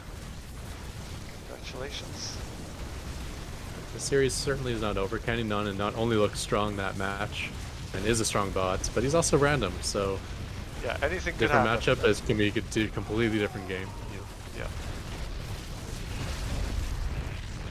Alright. Maybe if he took a fight there near the overcharge and like all the corruptors went down trying to kill the Colossi, if something like that happened, it might have completely changed the game. Yeah. Yeah, definitely. Like basically every time he jumped the Colossi, it was successful. So if there was one time he was not successful, Yeah, those Colossus were that actually the doing game might have huge gone damage. completely the Yeah. other direction. Yeah. Yeah. Yeah, definitely. The Colossus were real heroes for the Protoss that yeah, just couldn't stay alive long enough once the corruptors came in. Anyway, let me know when you're good to go with game 2 on Berlingrad. Yeah, I'm all set. Okay. Let's go. 3, 2, 1, go. Okay, up in the top left-hand corner, up 1-0, it is Caninana. And in the bottom right, spawning as Protoss yet again, it is Xena.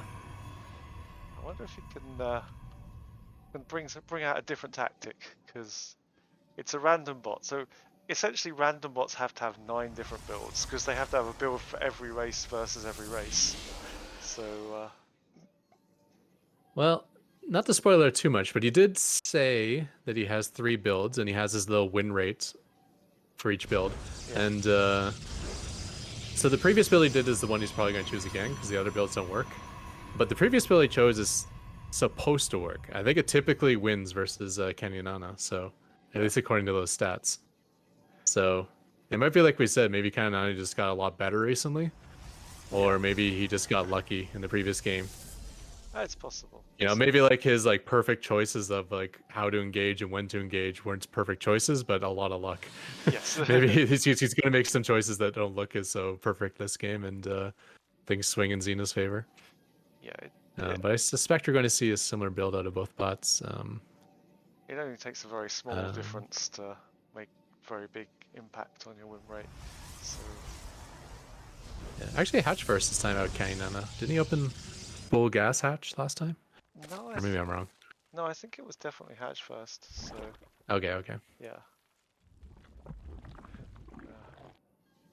Xena's going for a cyber before expand yet again. And second Yeah, gas before second expand. gas. Yeah, this last time it was just into stalkers, but yeah, it could be anything. Could be just wanting to be a little bit safer.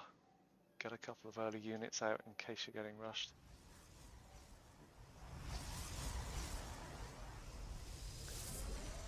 So Xena should Yeah, be. ideally you want to take your Nexus before your second gas, because you want to get that started right away so you have somewhere to put your workers. Yeah. You can still take your second gas after you throw down the Nexus, because you're going to be oversaturated anyways. But to solve that oversaturation issue, you want to have a second base as soon as possible. Yeah. Which is why you do it before the second assimilator. Yeah. That seems to. But there might be some generic code deciding like when to throw down an assimilator that does that. A lot of. It's like if all my minerals are fully saturated, then you might as well take your next gas geyser because you got probes to spare. Yeah. Might be something like that. Yeah, a lot of bots will do that kind of work it out on the fly rather than have like a set build order. Except for mainly the early game, most bots do have early game set builds. Yeah, I'm not actually sure what other bots do, but Yeah. my bot like does it on the fly later in the game, but start of the game. I feel like having a precise build order is too important, so I have a precise build order. Yeah, definitely. Which does get thrown off quite a bit if you end up in a wacky situation at the start of the game, like you're facing cannon rush or something. You don't want it too hard-coded. It still needs to be able to adapt to crazy situations. Yeah. But at the same time, you still don't want to like just have no build order at all and just generically build things. And this is the thing about like bots that are on the ladder for kind of like a lot of time. Like some of our older bots, these bots are relatively new. Caninana has been around a while. Xena, obviously, Soupcatch has been around a while through Zoe, but Xena is a relatively new bot. But a lot of the older bots you'll find will definitely have sort of like more adaptive builds because they've seen more than seen more different builds than anyone else. Mm-hmm. I think Micro Machine at the moment is just literally like you can't surprise it. It knows exactly what to expect. Yeah, not only was it the best bot for years, and just like a really strong bot in general, but the only way people could beat it back in the day was to figure out some like really clever cheese. So he's had to adapt to like 500 really clever cheeses. Like he's faced more cheese Yeah. and fixed his bot against more cheese than anyone else. Yeah. So the odds of catching him off guard is very, very slim.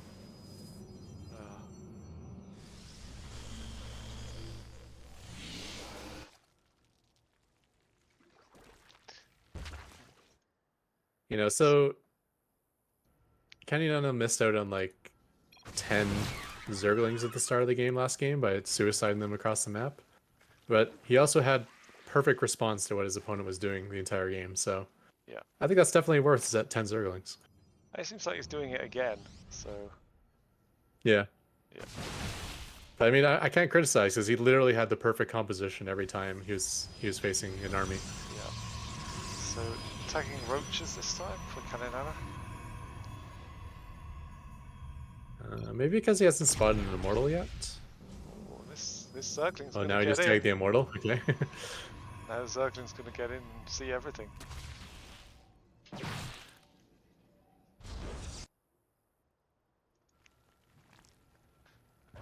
Again, a very big ball of Zerglings.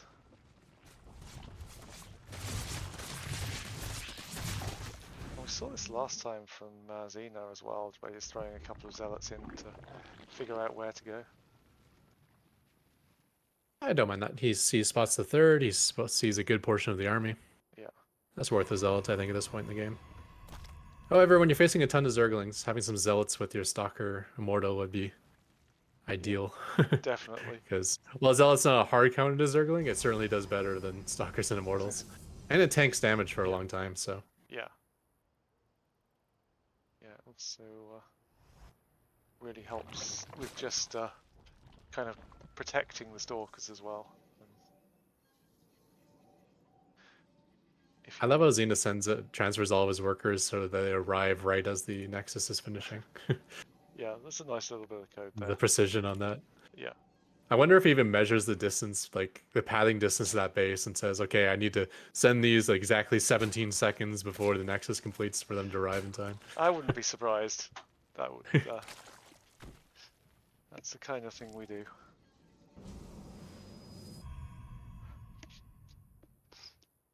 So yeah, really no big attack yet coming in. Just 9 Zerglings and a Zealot lost so far.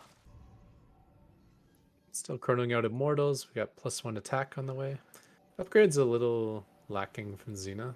That could be improved a little bit. I think to be starting your first upgrade, the 7-minute mark feels kind of late. Yeah. I think as a general rule of thumb, you take your third base, then you start your upgrades. So yeah, nice big army being built here, and still just Zerglings for Caninana. I think like if it gets much further, they will get to that spot where you can just face Zerglings with your Stalkers if you get the right fight. Yeah, I mean, it comes down to surface area. Zerglings absolutely wreck Stalkers, but if you get in a spot where, 40 Stalkers are shooting and Zerglings you can only fit like 10 Zerglings to attack, then it doesn't matter how many Zerglings you have then. Gonna be problematic, yeah. But yeah, Caninana is like happy to like kind of sit back and wait till he sees an opportunity and then jump it. And then he stutters forward too, which is really nice against terrain blockers. So it didn't seem to be an issue last game for him, the surface area. Yeah. Plus the Stalkers kind of like to stutter step backwards and blink back when they get injured and stuff, and that's cool. It kind of also separates them. Yeah. So then later after the blink, they might get fully surrounded by a Zergling. Yeah, that's... And speaking of which, they are pushing out now. We do have And I mean, Immortals don't kill Zerglings, but that is 7 Immortals. So if he gets range on a That's a lot Nexus of or them, a yeah. hatchery or something, that hatchery is disappearing. And look at Clearing this, us they're some going creep while he's here. to put the Stalkers right in the corner here, and that is going to be really difficult for the Zerglings to get down that ramp. Ooh. Stalkers are better off just hanging out where they are and shooting everything, because at the moment they're trying to blink back, but they do just stand there and fight. I think there's enough of them. But... yeah, so when they blink back, it leaves the Immortals to like fend for themselves. Yeah. Wow. And this is like a full army here from Caninana, just absolutely wrecking face on these Stalkers. I'm not sure if I saw that correctly, but I think the Zerglings, even though they're fully surrounded on the Immortal, they would leave the Immortal to keep going forward. And it was actually correct. Because his Hydras and Roaches could deal with the Immortals, and the Zerglings kept running forward to like get surrounds on the Stalkers, so like the more mobile units that were pulling back further. So yeah, another perfect engagement. Jesus, Eris might have a future competitor for #1. definitely. So I haven't been this impressed by a bot in a long time. I guess we'd have to see its other matchups and stuff, but yeah, the way it's wow. the decision making is brilliant from Caninana in this one, definitely. Oh. Yeah, so still happy to sit back there for a while. Get some. So I think the trigger here was he immediately got the Corruptors out. He's going on another attack because I think he saw that there were maybe Colossus on the way.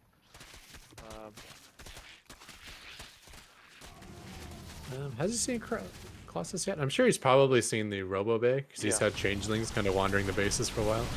Big attack in the top right, actually. A little squad of Stalkers and Zealots getting knocked down. Very well timed as well, because it's just immediately as the Nexus finished. So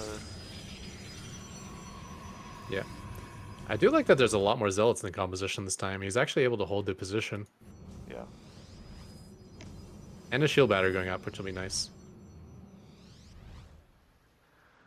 I think that's one thing every Protoss bot should do. Make sure they have a shield battery at each base, and they make sure they have code for overcharge. Because nothing can swing a battle more than overcharge, you know.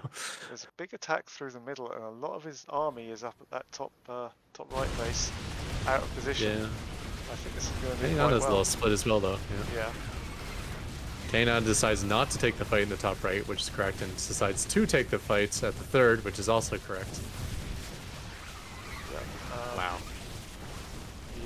The Colossus is coming down to try and defend, but I don't think it's going to be very successful in that. So it will go down. Corruptor's jumping in immediately. Yeah.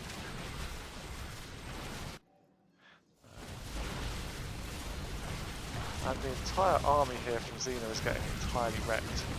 Yeah.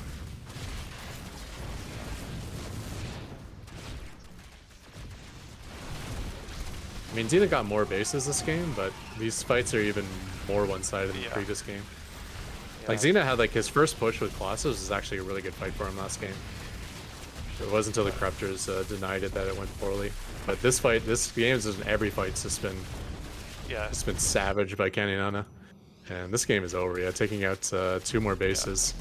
Yeah. I'm gonna fast forward this. GG, well played, Caninana. We'll move on to the next round. Unfortunately, that's the last we will see of Xena. Yeah, it is a shame. I did want to see both of these bots in the elimination stage. Yeah, definitely. Would have been good to see Xena, especially have a random bot in there. Adds a nice little random element, but obviously the games go as they go. And who knows, maybe the other 2 matchups, Xena has the edge over Caninana. Yeah, sometimes that's the way it goes, unfortunately. All right, it's almost time for our premium matchup of the night. 2 so far undefeated bots. Let's have a look. First up, one sec.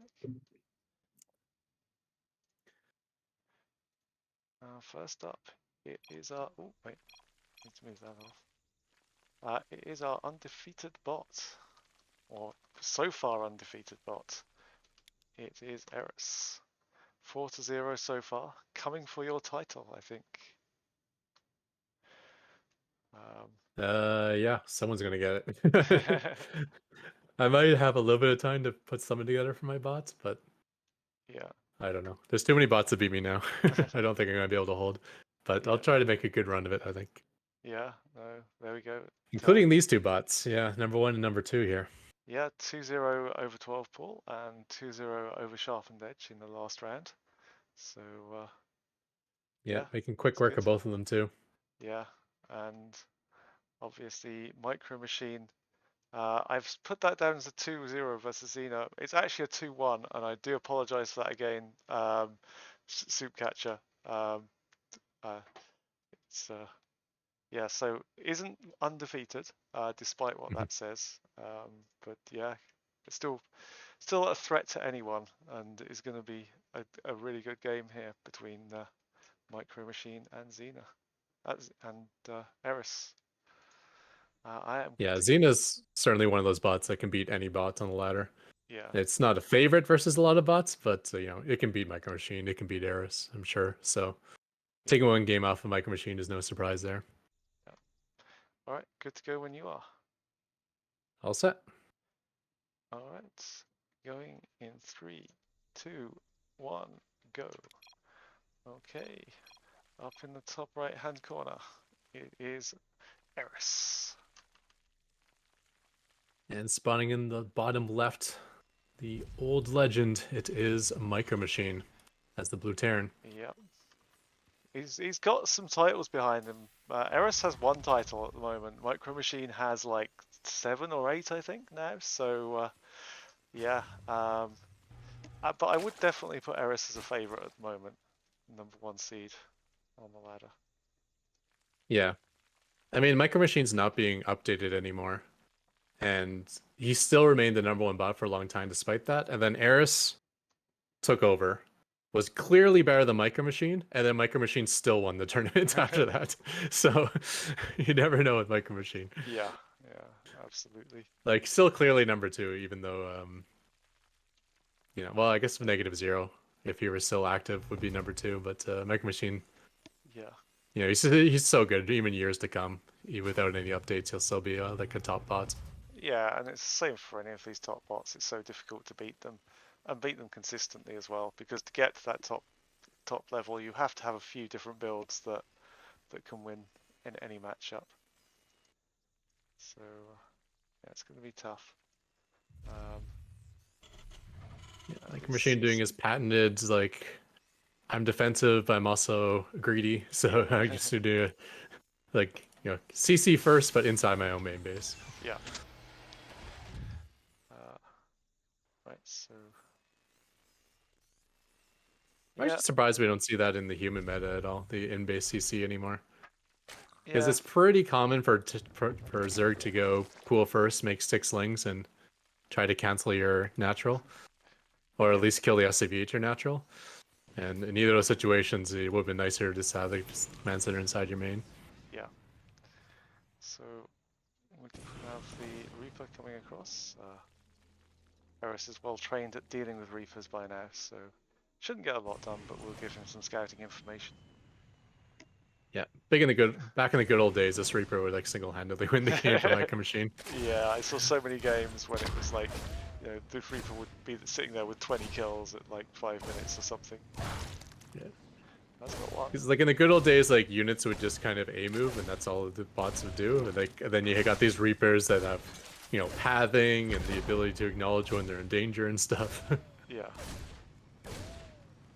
It's getting a single shot on every single one of these workers. Yeah. Eris is smart enough to like pull back workers when they're getting weak, so the odds of him getting a kill is low, but he's going to get one here actually.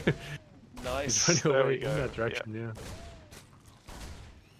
I'm guessing based on your reaction, I was a second ahead of you there, so let's pause for a moment. Yes, I think I'm at 8-4, 5-6. So Yeah, it's actually 3 kills on the Reaper. I assume that's One drone and two That's Zerglings? Or yeah. two drones? No, one drone, two One drone, Zerglings. two Yeah. Zerglings. Yeah. Yeah, no, that's really good for the early Reaper, especially against Eris. Yeah.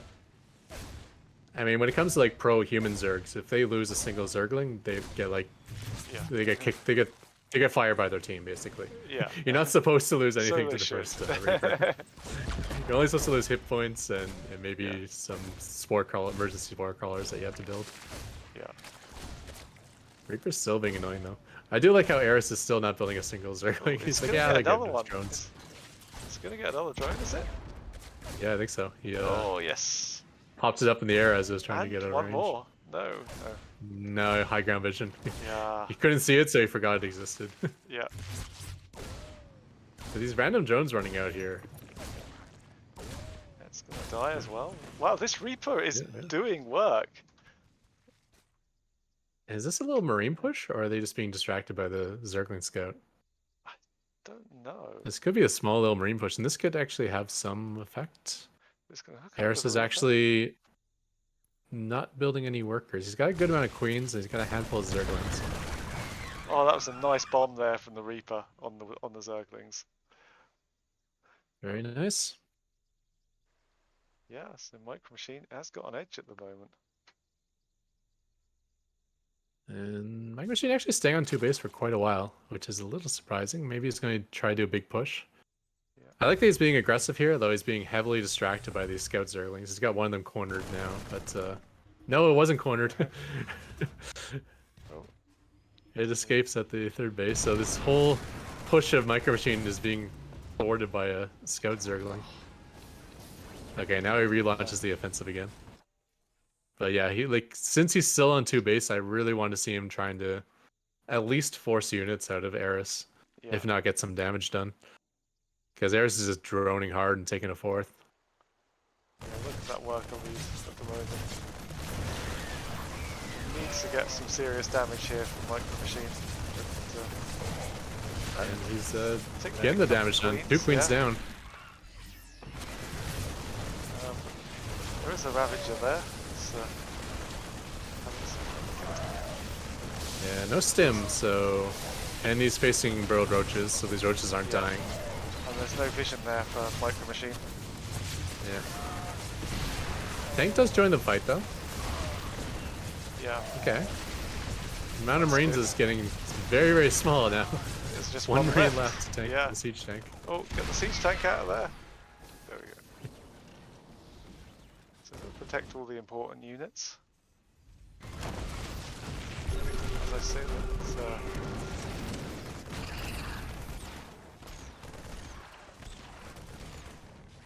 Yeah, it does scan at home, is able to mess with the 2 roaches that were harassing him there. that's good. This tank goes down from Micro Machine. Yeah. That was a bit of a hero tank, though. That thing killed Yeah. a lot of units. And even when it went down, it did like a volley that killed 7 lings before it died. Yeah, you can imagine that tank commander being like, die, you die, you insect bastards! But he didn't really... he took an okay fight, I guess. Yeah. I'm not sure if it's going to be enough to make up for the fact that he was far behind economically, though. He's getting his 3rd set up now. He's killing some overlords out on the map. Yeah, but still, 82 workers to 58, that's a huge lead for Eris. Yeah. This map has those side-by-side refineries, Yeah. though, which is nice. He gets to do that bunker mining trick, save a couple Yes. workers. Yeah, that sounds Natural really and annoying. 3rd base yeah. has that. Yeah. Just sounds really annoying when he does it. Yeah. You know what you could do, since we're using custom maps on AI Arena? We could get rid of the sound of bunkers. Yeah. I bet you can edit that out in the map think editor, you or maybe can, you change the yeah. volume of it. Yeah. As the Banshee goes down.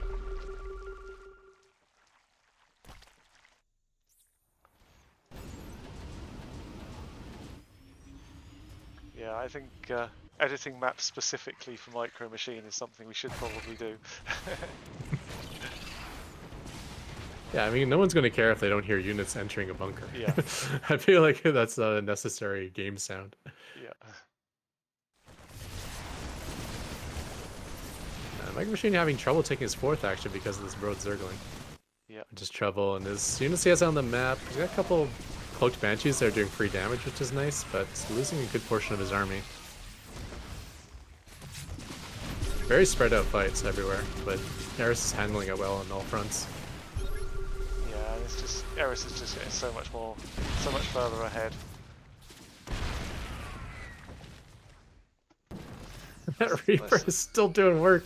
It's like dodging an entire army on the other side of the map. Oh wow. I just saw like bomb like 7 roaches up in the air and keep itself alive. Oh my god, it's gonna escape, isn't it? It's got 10 kills. Wow. I mean, he's not doing They're so anything. It's just mad. hilarious Yeah. now. It's just doing so well. They're so mad, aren't they? Oh, he's dead. Ah. Poor Reaper. Micro Machine was able to clear his 4th while all this was going on, so he's getting a 4th base down. That's good. And he's up 2-1 in units lost, but he's down 2-1 in economy probably. Yeah. And that's a big Eris army. Yeah, it's coming through the Up middle 50 there. supply. And now Eris is trying to push out, trying to finish this off. Let's see what kind of work he can get done. I don't know. I'm not sure if we can finish the game directly here, but yeah, he's going to do a lot of damage. Well, look, he's getting stuck on the extra production, which isn't the end of the world. You can lose a couple barracks, that doesn't matter. Yeah, but it's not taking down that tank. Oh, yes, he is. So the tank on the high ground as well, with getting a lot of kills. Raven is finally in the fight, so road roaches won't be a thing anymore. Yeah. Okay.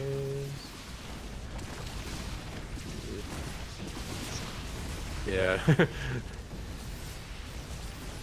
That was actually a pretty good attack out of Eris. If nothing else, it disrupted so much mining that I think the follow-up's going to be trouble for Micro Machine. Micro Machine does have a lot of bases now, up to 5.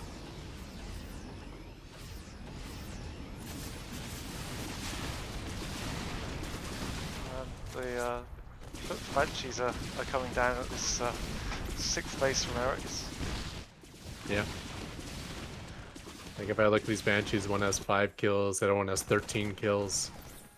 And these aren't just like all Zerglings. No. And Overlord is going to be popped. I like the sound of Overlords getting popped. I got BC with 7 kills across the map too. Okay.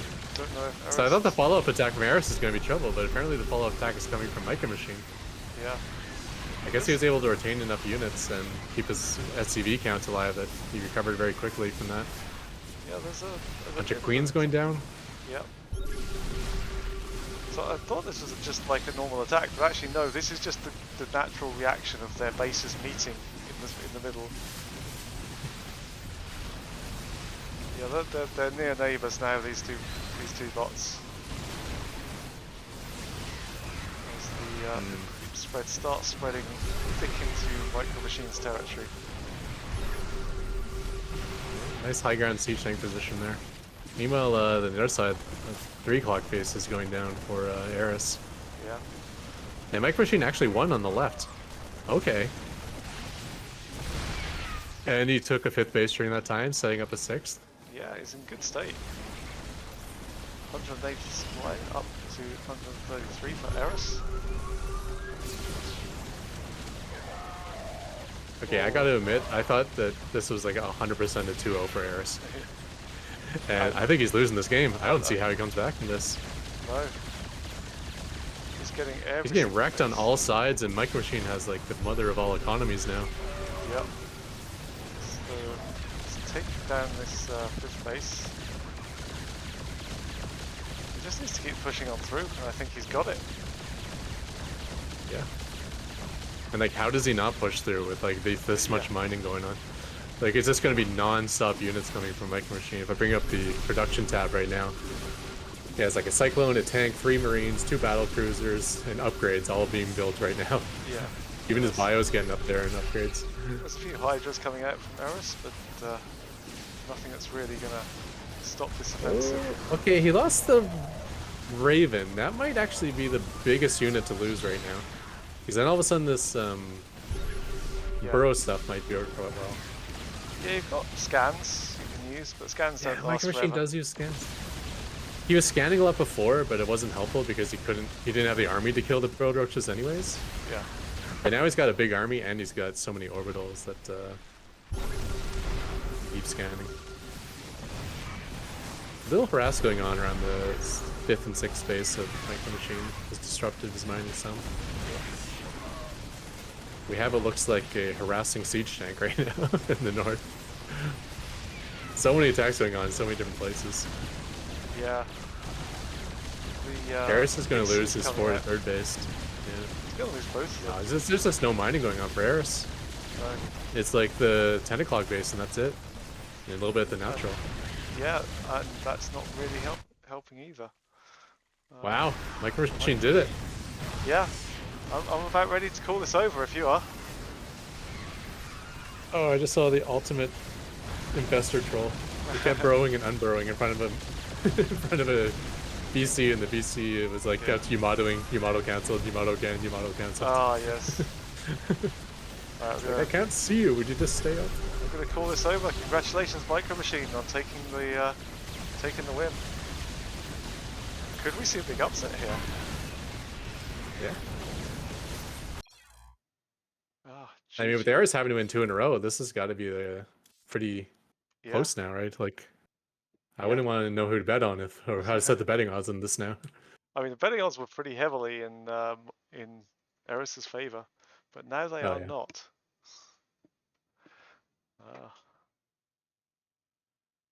Right. Have you seen that there's betting odds for Mark Zuckerberg versus Elon Musk? Oh God. Didn't we used to have this on MTV years ago? Like the old celebrity death match? I already put a lot of money into Mark Zuckerberg. I don't know. I'm probably just gonna get that money back because the fight will never happen. But yeah. I mean, like, Elon Musk is just a bit fat, isn't he? I mean, he's he is not, a blob who hasn't seen the sun for like 20 years. Yeah. And Mark Zuckerberg is, 15 years younger and wins jiu-jitsu tournaments. It's so one-sided. Yeah. That would be good. Anyway, good to go when you are on game 2. I haven't actually loaded it. Ah, Where did I lost the? it's a good idea. I accidentally closed the folder. There we go. Ah, Loading up. I didn't know Mark Zuckerberg done all that stuff anyway, so I was like, yeah, I don't know. It would be way better if we could just eliminate them both, but you know. Yeah, I don't like either Anyway. of them. But yeah, Elon Musk is. I've always said this is the best description for him. He is what dumb people think a genius sounds like. Yeah. I don't think there's anyone with genius IQ who actually respects Elon Musk. No, it's just the amount of stupid stuff he's done, especially on Twitter. Everything he says is stupid, and he Yeah. gets away with it.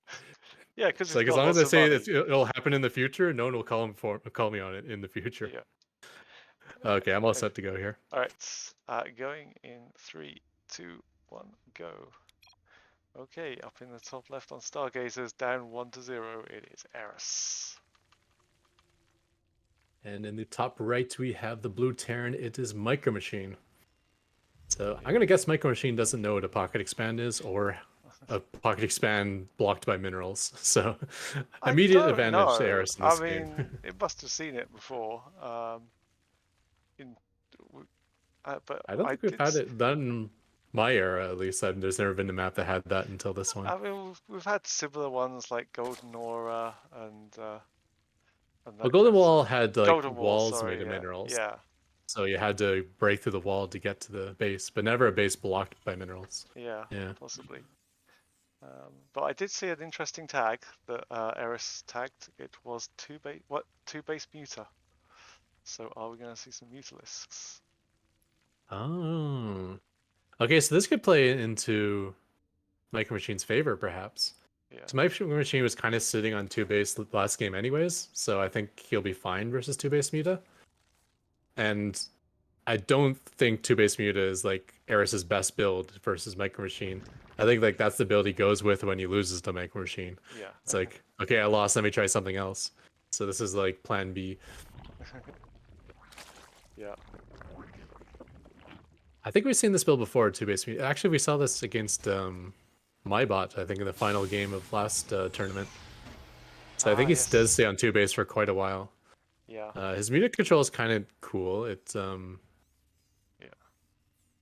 if it flies around, it's able to like kind of scope around the base and find times to attack, and it favors keeping the mutas alive, so it won't like take tough fights. It'll kind of look for like, here's an SCV line that's not protected, let me dive in on it. Yeah. I think that can also work for Micro Machine as well, because you know he's very good at getting the defenses up, very good at defending against that kind of thing. So yeah.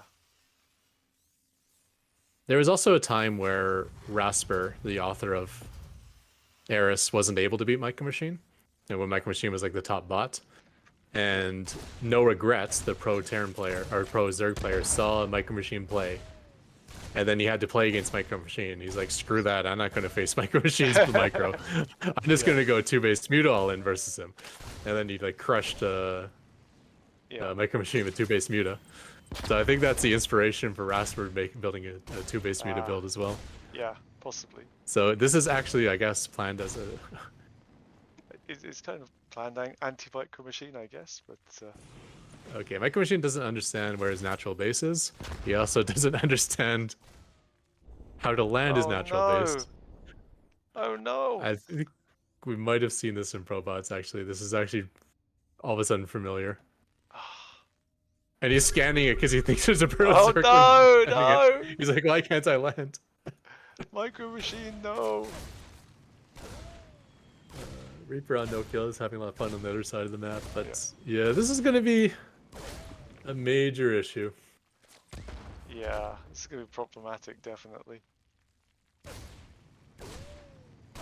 Now, I think when we saw this in ProBots, Micro Machine went on to win the game, and I think he actually ended up taking this base at like the 20-minute mark or something.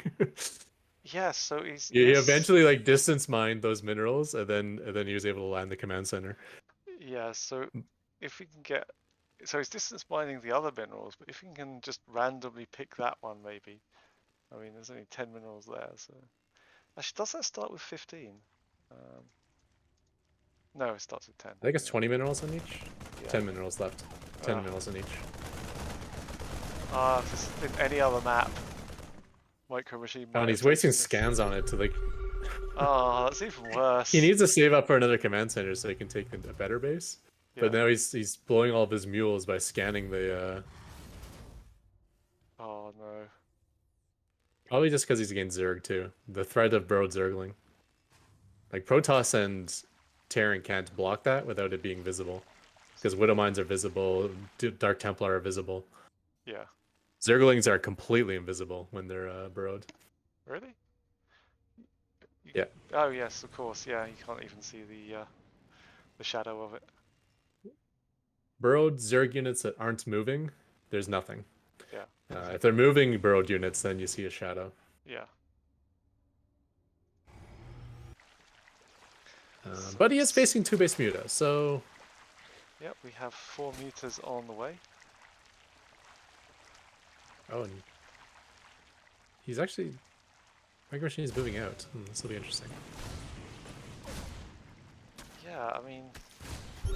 Will the Mutas defend, or will they backstab? Because the backstab will be deadly as well. Yeah, backstab I think would be the best option here, but... because I get the sense that Eris could probably deal with his army just about with what he has. Meanwhile, Micro Machine to scan that mineral patch 2 more times while we've been talking. Oh, nice catch there from Eris. Yeah, Medevac goes down. Yeah, it's the one base Terran who's not making mules. Oh. This is rough. Yeah, shame for Micro Machine. It might actually be a godsend if these mutas kill the command center, honestly. Yeah. Micro Machine needs something to snap his bot out of this death. I don't think it's gonna happen. One meter goes down. Yeah. Okay.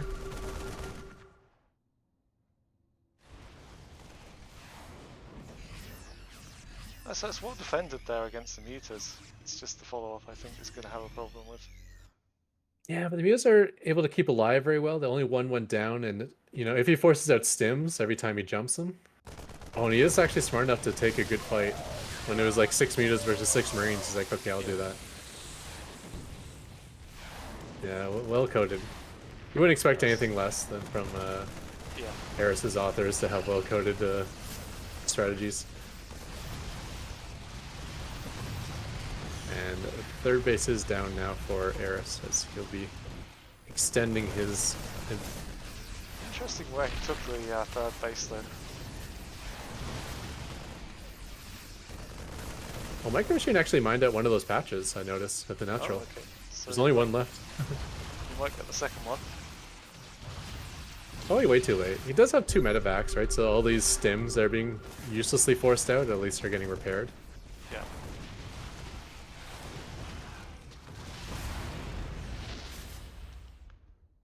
And a 4th base now for Eris. Fully saturating the 3rd. Yeah, I think it's just going to be too much. Yeah, unfortunately so.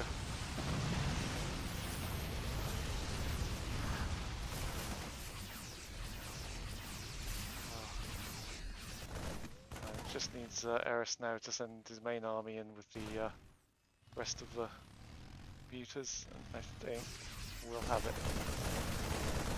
Maybe it gets popped.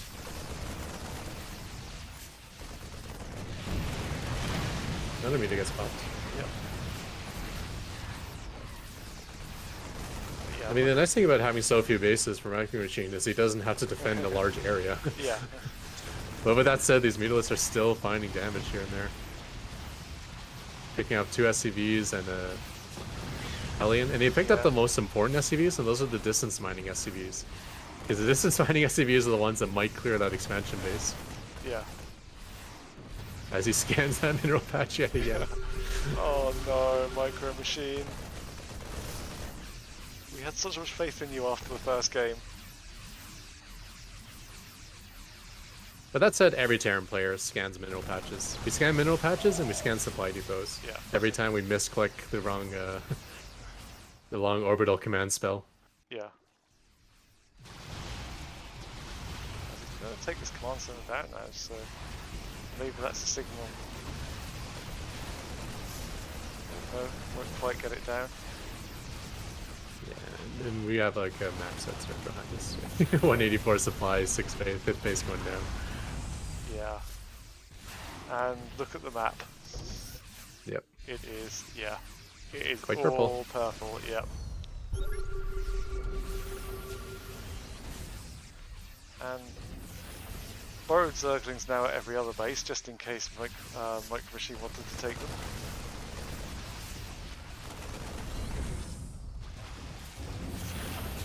Some mutas getting cornered a little bit in the main, Yeah.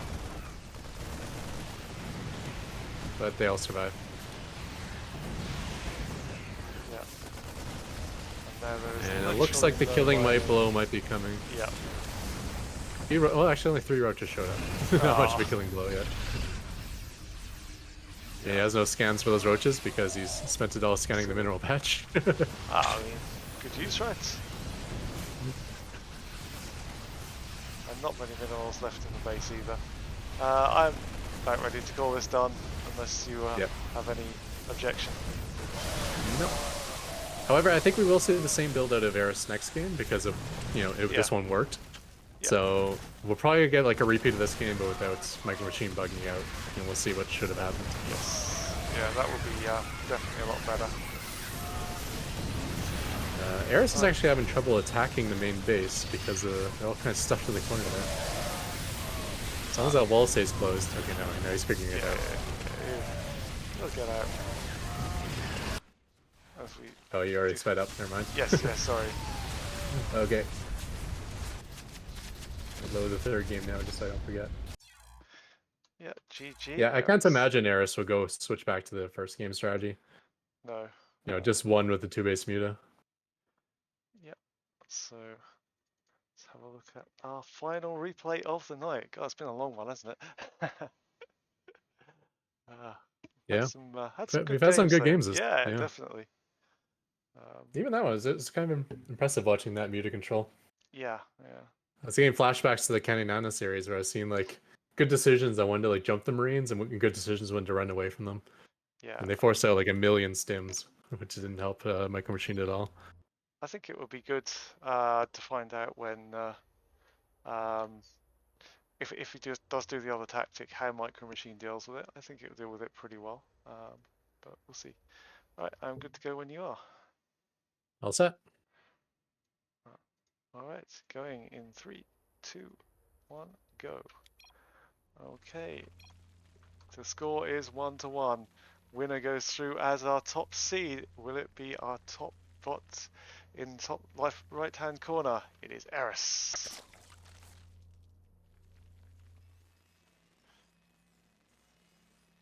Number 1, it is Eris. I think we got the wrong one twice. Never mind. And the bottom left, the number 2 bot, it is the blue Terran. It is a Micro Machine. Yeah, so did we get a tag this time? I didn't see one from Eris. Yeah, 2 base muted again. Ah, good. So, do over. Yeah, it's a good map for this one, I think, for Micro Machine, certainly. Octopus's author's like, that's not fair. I didn't get a do-over when my bot was bugged out. How come Micro Machine gets a do-over? Yeah, You just gotta make your bug map specific, then you get a do-over when you get the next map. Yeah. And actually, we're gonna get the bunker mining in the main base, so a nice little Oh yeah, nice little small upgrade edge for there. Micro Machine, I guess.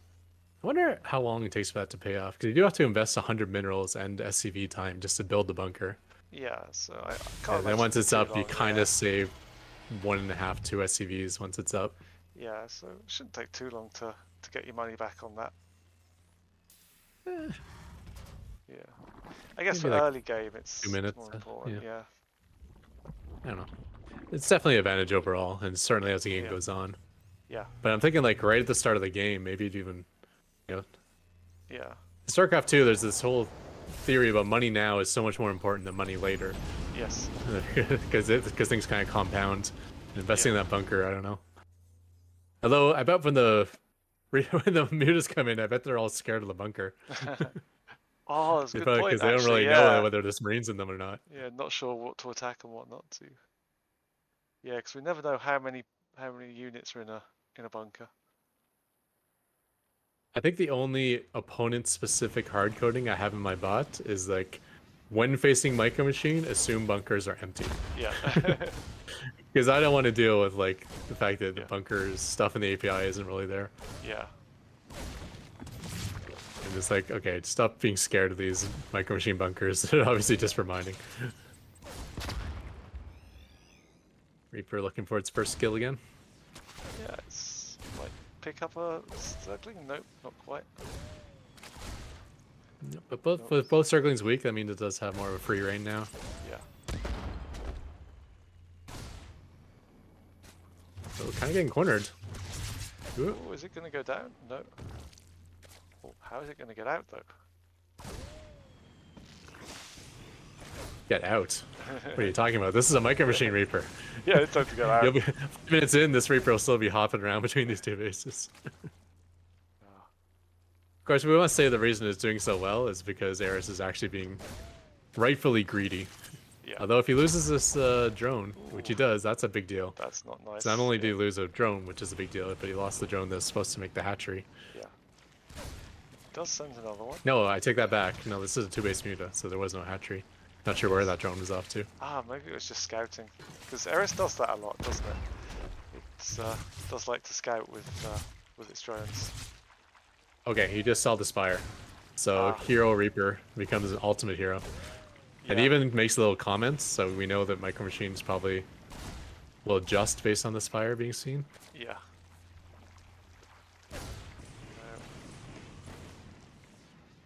I mean, turret as natural, or who knows? It hasn't built anything yet, so It's building Ninja Bay. I'm guessing that's in reaction to seeing Yeah. the Spire. But he might be overreacting, right? This means he might be sitting on one base for too long. Oh, no, never mind. He's got an basic command center. He's gonna get another one. Forgot he's Micro Machine, yeah. Yeah. Yeah, the Micro Machine doesn't sit on one base ever. And this time it will land. No pesky mineral patches in the middle. Yeah, so the main base has a missile turret on one side and a quote-unquote bunker on the other side. So that I bet that'll scare away the mutas from harassing that mineral line. And we've even got a cleaning bot out front to scare it off even more. Because everyone's scared of the cleaning bots. I've never seen the cleaning bot actually clean anything, so... Oh my gosh, that Reaper's still alive. It left to go scouting. What a hero. Yeah. Banshee's coming in. He has a limited period of time where he can do something, as the mutas are probably already on the way. Yeah, 5 about to pop. So, yeah. There's a few already on the way over, I think. It's going to run into this huge ball of Marines, though, which is not going to be good. Okay, so that means there's some opportunity for this Banshee, although he is facing Spores and Queens, so not really. Yeah. Nice little lock off the Cyclone. Yep. I know Micro Machine definitely has good Cyclone Micro. Yeah, that's one thing he used to be very well known for back in the day. Oh, Zergling's catching the Marines. That's actually a big deal. Those Marines are necessary to deal with these mutas, so... That's not going to be nice for Micro Machine then. If these Zerglings can catch the Cyclone as well... Ah, no. I think A little damage to it, though. He's just got down the tank, which is good.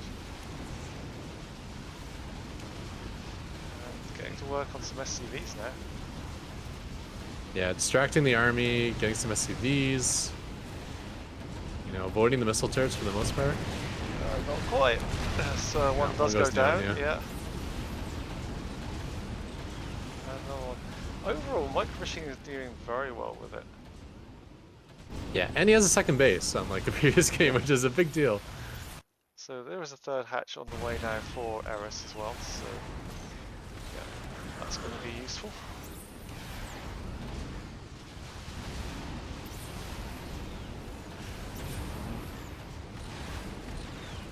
Yeah, it's just getting destroyed by these Vikings and the Cyclone.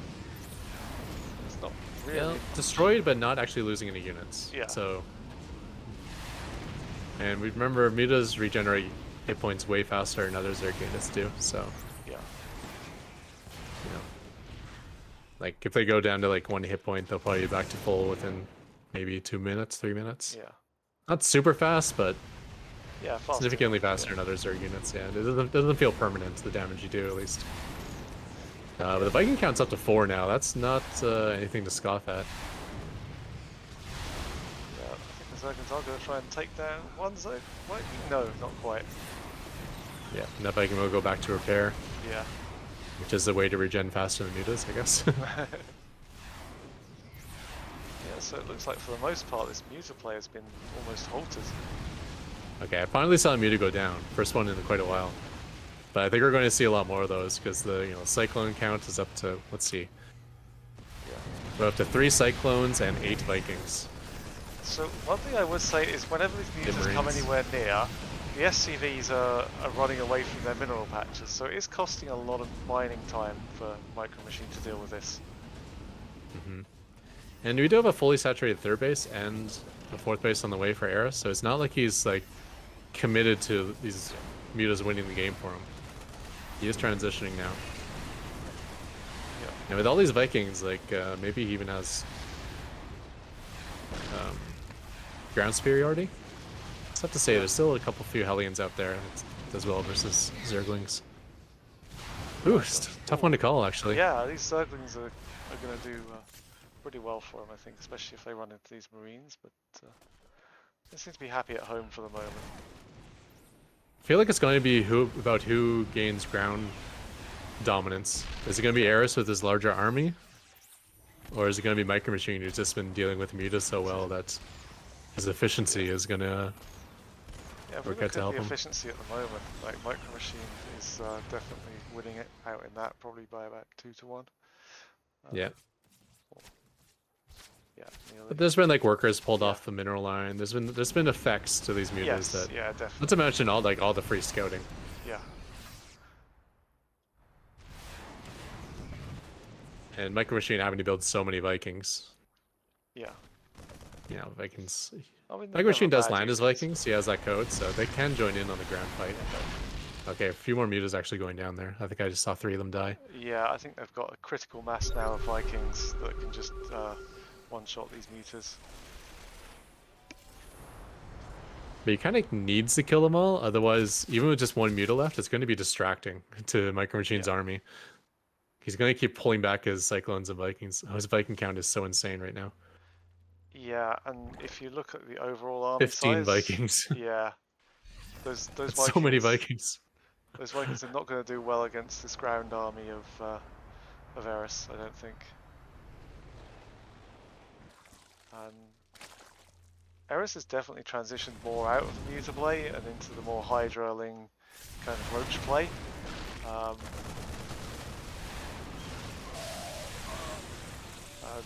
Well, he's not going to have any overseers. Is there any cloak banshees? If there are, they could be helpful. Yeah. But there's no protection either for Micro Machine, I think, against this borrowed roach play. Yeah, just wonder why the Viking count got so large. Maybe he's like says build 2 Vikings for every muta or something. Yeah. Especially when the muta count wasn't growing and the Viking count continued to grow. So now we have scans coming down to try and take out these borrowed roaches, but Yeah. Yeah, well done. He killed about 3 of them. yeah, And the Raven's out now as well. that's really going to help. As Lurkers attacked by Eris. Siege tanks are kind of left on their own though. One of them does not go down. Okay, it does finally goes down. Yeah. Yeah, those siege tanks are pretty much there doing damage, and Eris hasn't been able to take them down easily. I would have loved to see that like 2 or 3 cloak banshees like the game 1 at a Micro Machine. Yeah. Because with all these Vikings, the overseers don't stay around very long. Oh, huge fight for Micro Machine. Yeah. That scan just obliterated everything. That was really good. And he needed that as well, because he's so far behind at the moment. And just this single roach here at third and fourth base. Just taking down everything.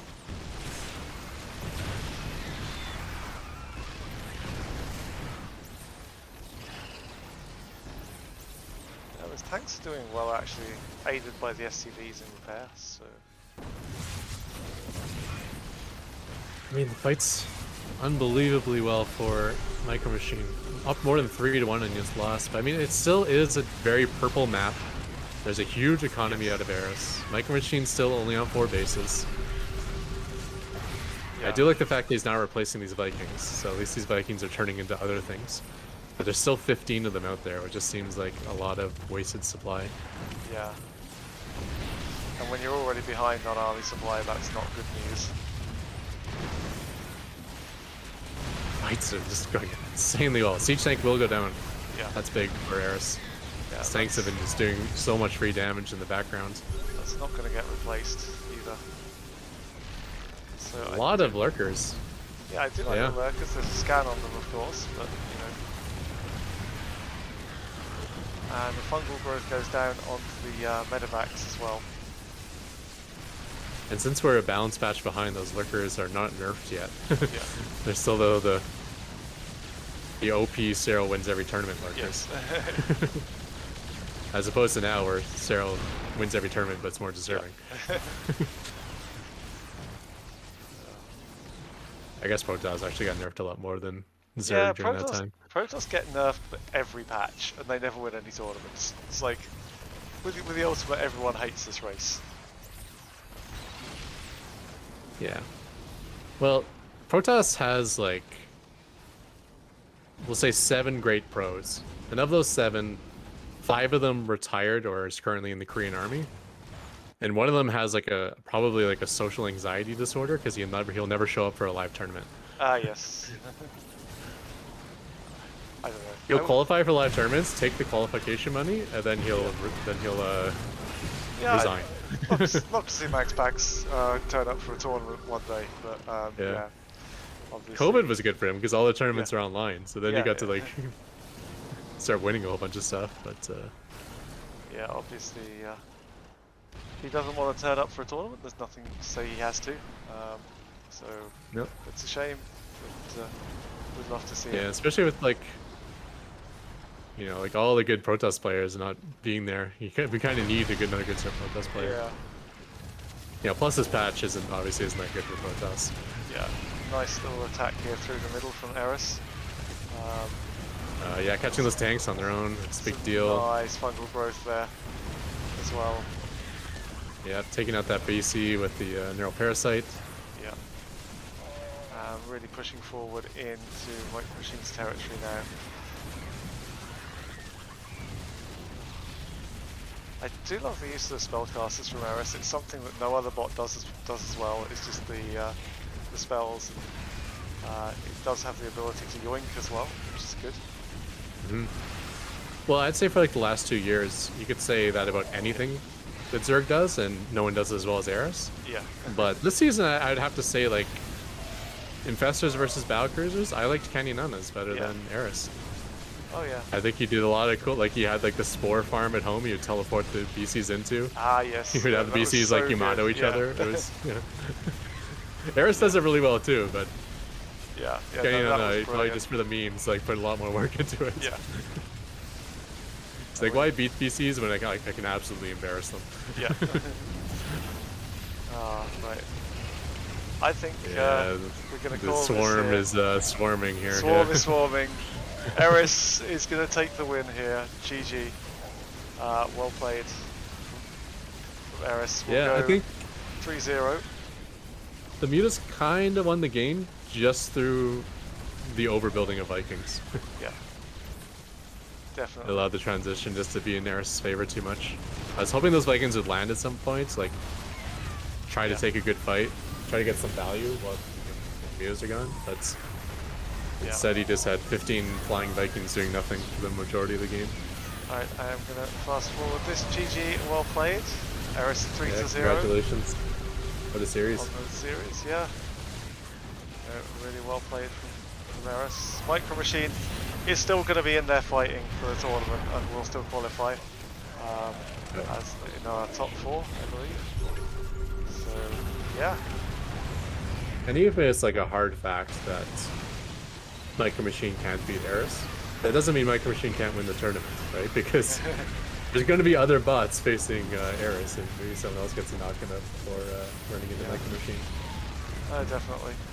Should be a fun one anyway. That was a good series. Yeah, no, brilliant. It was great Micro Machine taking the first game, and I think was in there with a shot in the second game if it didn't bug out. But no, GG.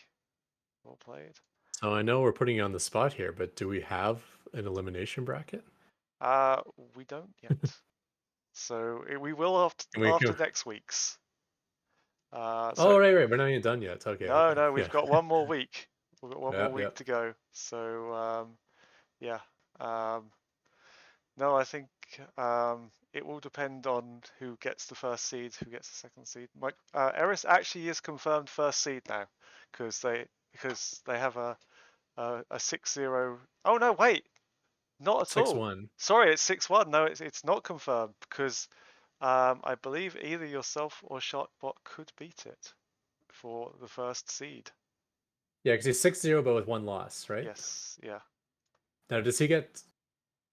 Like, I don't really know how this Swiss format works, but he did have to face Micro Machine, so he had the tougher week 3. Does that have any balance with that? That does actually play into the tiebreaker. So it basically. So if Sharkbot was 6-0 with one loss as well, then Eris gets it.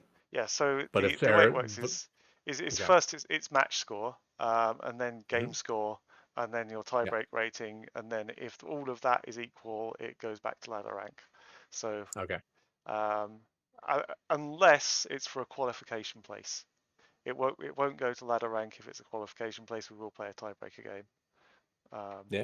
But that's So yeah, there's a fair chance then that Eris won't have the top rank, and yeah. because Sharkbot's playing Ketrock and they're both perfect right That's now, right? yes. So as So long as that series goes 2-0 for one of those bots, they'll steal the #1 spot from Eris. yeah. So what's your prediction for Interesting. tomorrow, by the way? How do you think you'll do against Sharkbot? If I had to predict, I think Eris still gets the #1 spot. I think Sharkbot's going to 2-1 me. Ah, okay. We'll see. I think definitely has the edge, but he doesn't always beat my bot. I'll say that much. Yeah, So that's good. All right. Well, that's all we have time for today. It's been a long cast, and I need to sleep, guys. yeah. Thank you very much, everyone, for watching, and Ketrock again. Thank you very much for tuning in. We'll be back Yeah. next week on the Sunday night. That will be the last in this Swiss bracket, and then we'll be able to tell you all the league table and all of the bracket for the remaining rounds. So Do you thanks. have did you show the matches for next week? The Or do you have that? matches for next week are going to be one sec. I will find them. Sorry, I don't have the updated bracket at the moment. It's been a long weekend for me, and I had to get Okay. everything ready. So, Don't worry about it. but I can tell you what the matches for tomorrow are. The matches for tomorrow will be one second. It will be obviously Sharkbot versus Ketrock will be the main event. We've got Zozo versus Tia, Sharpened Edge versus Dominion Dog, both qualification games. Sorry, not tomorrow. Next week. Yeah, I was wondering. Okay, like that's news And to me. yes, Next Sunday, okay. yeah, next Sunday. Apologies. And Smooth Brain versus 12 Pool Bots for a little bit of pride on their side. Okay, so we just like this week. We all the two perfect bots playing each other, two Yes. bots that are already eliminated playing each other, Yeah. and then the other bots fighting for whether Yeah. they're going to get qualified or get kicked out. Okay, Absolutely. All right. awesome. All right. Thanks, All right, everyone. We'll see you next week. Cheers. Catch you later. see ya.